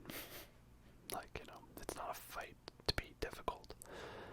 It's, I don't know, a piece of lore, the story, it's a set piece. I was just taking a kind of cool look around, you know, to see what the area looks like, just in case there was something, but no, it's just all aesthetics, like this endless sands of time or something, this beach next to it, taking us to the Old One, and Maiden in Black's just like, alright, you go ahead, let us proceed below to its lair. You know, akin to the flame, slayer of demons, then touch the darkness inside me. What's Maiden in Black's accent? I mean, I was trying to do it there, I ended up doing Russian, I think, I'm not sure. It's some kind of European. So, you know, here's the real Allant. He's just this blob. I think he's been consumed by the Old One, perhaps. I might just be taking ideas from other Souls games and applying it to this one, even though it's not necessarily the case. But yeah, here's his real version, this just pathetic blob of nothingness, and all he can do is just, you know, flap about at you. He's trying to hold his sword here, as you can see. It's a nice detail, but he can't even swing his sword properly at you. And you know, here Allant's thinking, well, maybe it's better if just, you know, the Old One consumes us all, right? And then, you know, it's like that, the big brain meme, like, can't have humans suffering together if there are no humans to suffer together, right? Can't have existence as pain if there is no existence. But yeah, I mean, like, you can still die to this fight, but you just have to, like, not be trying. Like, he does direct hits, and it barely does any damage, especially compared to the previous fights where I'm used to taking damage and losing, like, 3/4 my health. And he's just a quick little pushover, you know? That's that. I also remember, you know, I forgot that I actually have to turn off notifications on PS3, because when you record on PS4, it doesn't show any of your, like, messages and stuff, but since I'm just using a capture card, it does show up, so, oops. Who's trying to message me and show up online in my games when I'm trying to record? Oh, the nerve of some people. So, similar to other Souls games, we have multiple endings, which you could get by doing multiple playthroughs, or you could download your cloud save file and get the all endings in one if you're doing some stuff, right? So, I guess because we helped the Maiden Black so she could tend to the old one, do what the Monumentals couldn't do, that, you know, the fog shall cease and the demons will be gone, but the souls will disappear.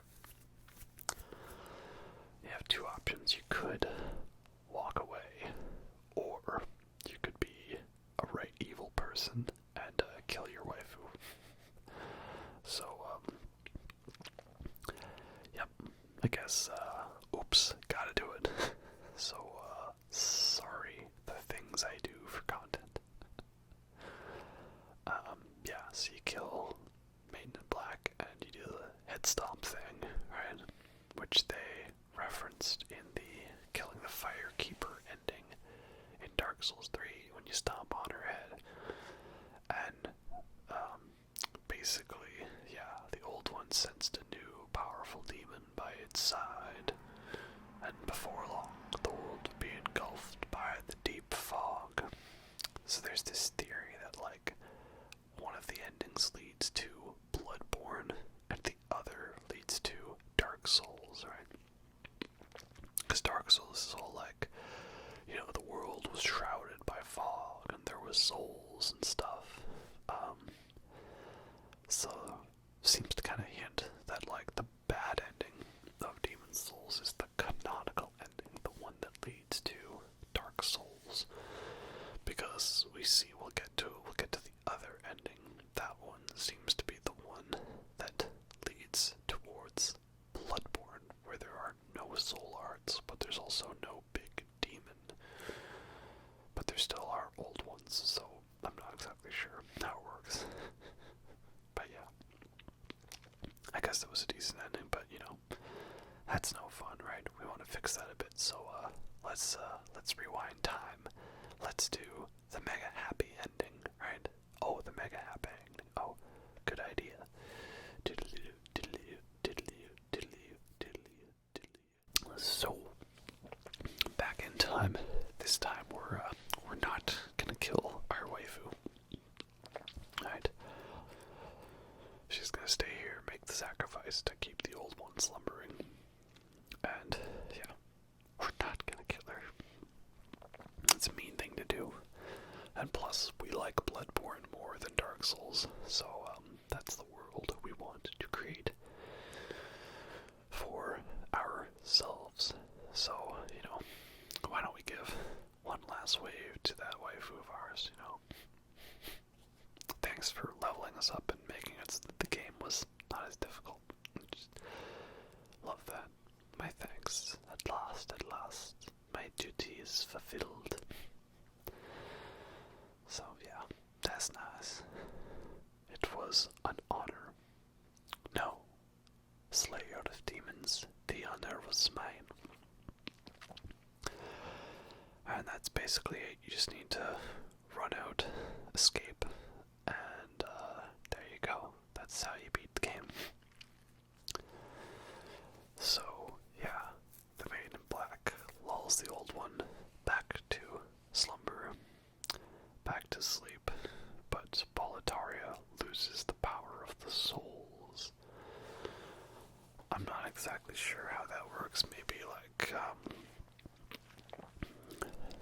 the power of the soul hearts came from the demons.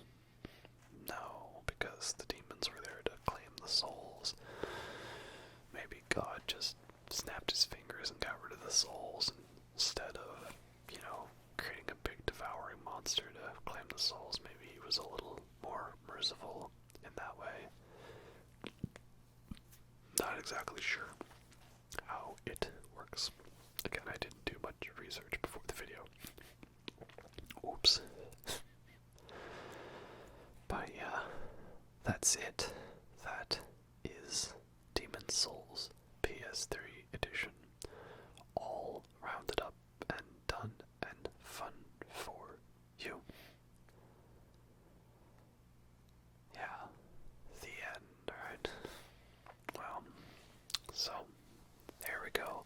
Finally did it. Finally made you all the Demon Souls video. What was that? There's a PS5 version. Oh, dang it. I know, right? It's like that meme of Crew from Despicable Me where he's like looking at the whiteboard, devising a plan, and then realizes partway through his plan's faulty. Like, buy a capture card, record Demon Souls on PS3. Demon Souls gets a PS5 remake. Demon Souls gets a PS5 remake. So, yeah. I am not gonna go out of my way to get a PS5 right now because it's expensive and I'm not gonna buy an entirely new console just for one game.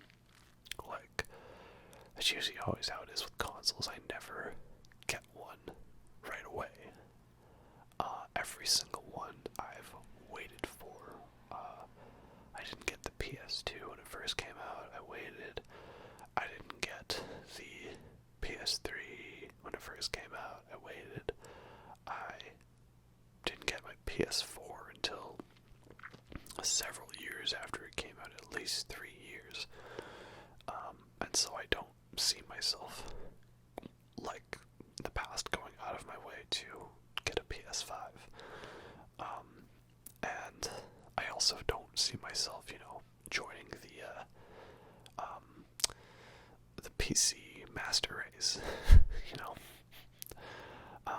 PCs and stuff are pretty complex, and you gotta do a lot of work to like fine tune them, and a bunch of stuff like that. So I know I'm probably missing out on like the true experience of gaming, but I want to keep it nice and simple, right? So still, I'll probably remain a console peasant forever.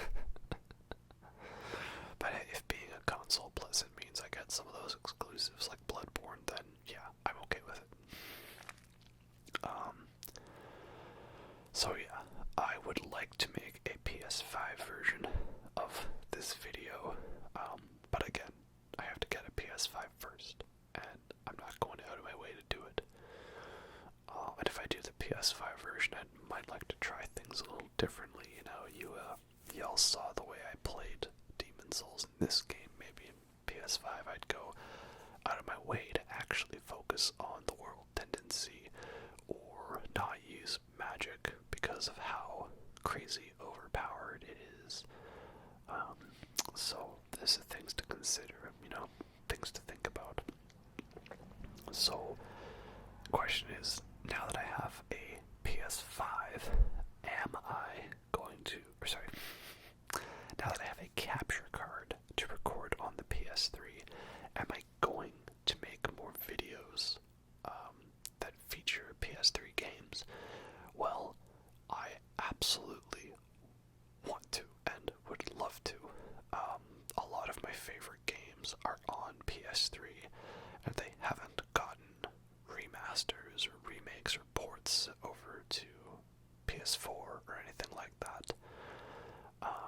So I would like to maybe try Mass Effect, because I love Mass Effect, and there's the remaster of that announced, and also they're teasing a new Mass Effect game. I'm quite skeptical about that because we all know how Andromeda was, but I'd like to try something like that. Anyway, hope you all enjoyed this finally coming out, and I'll catch you next time.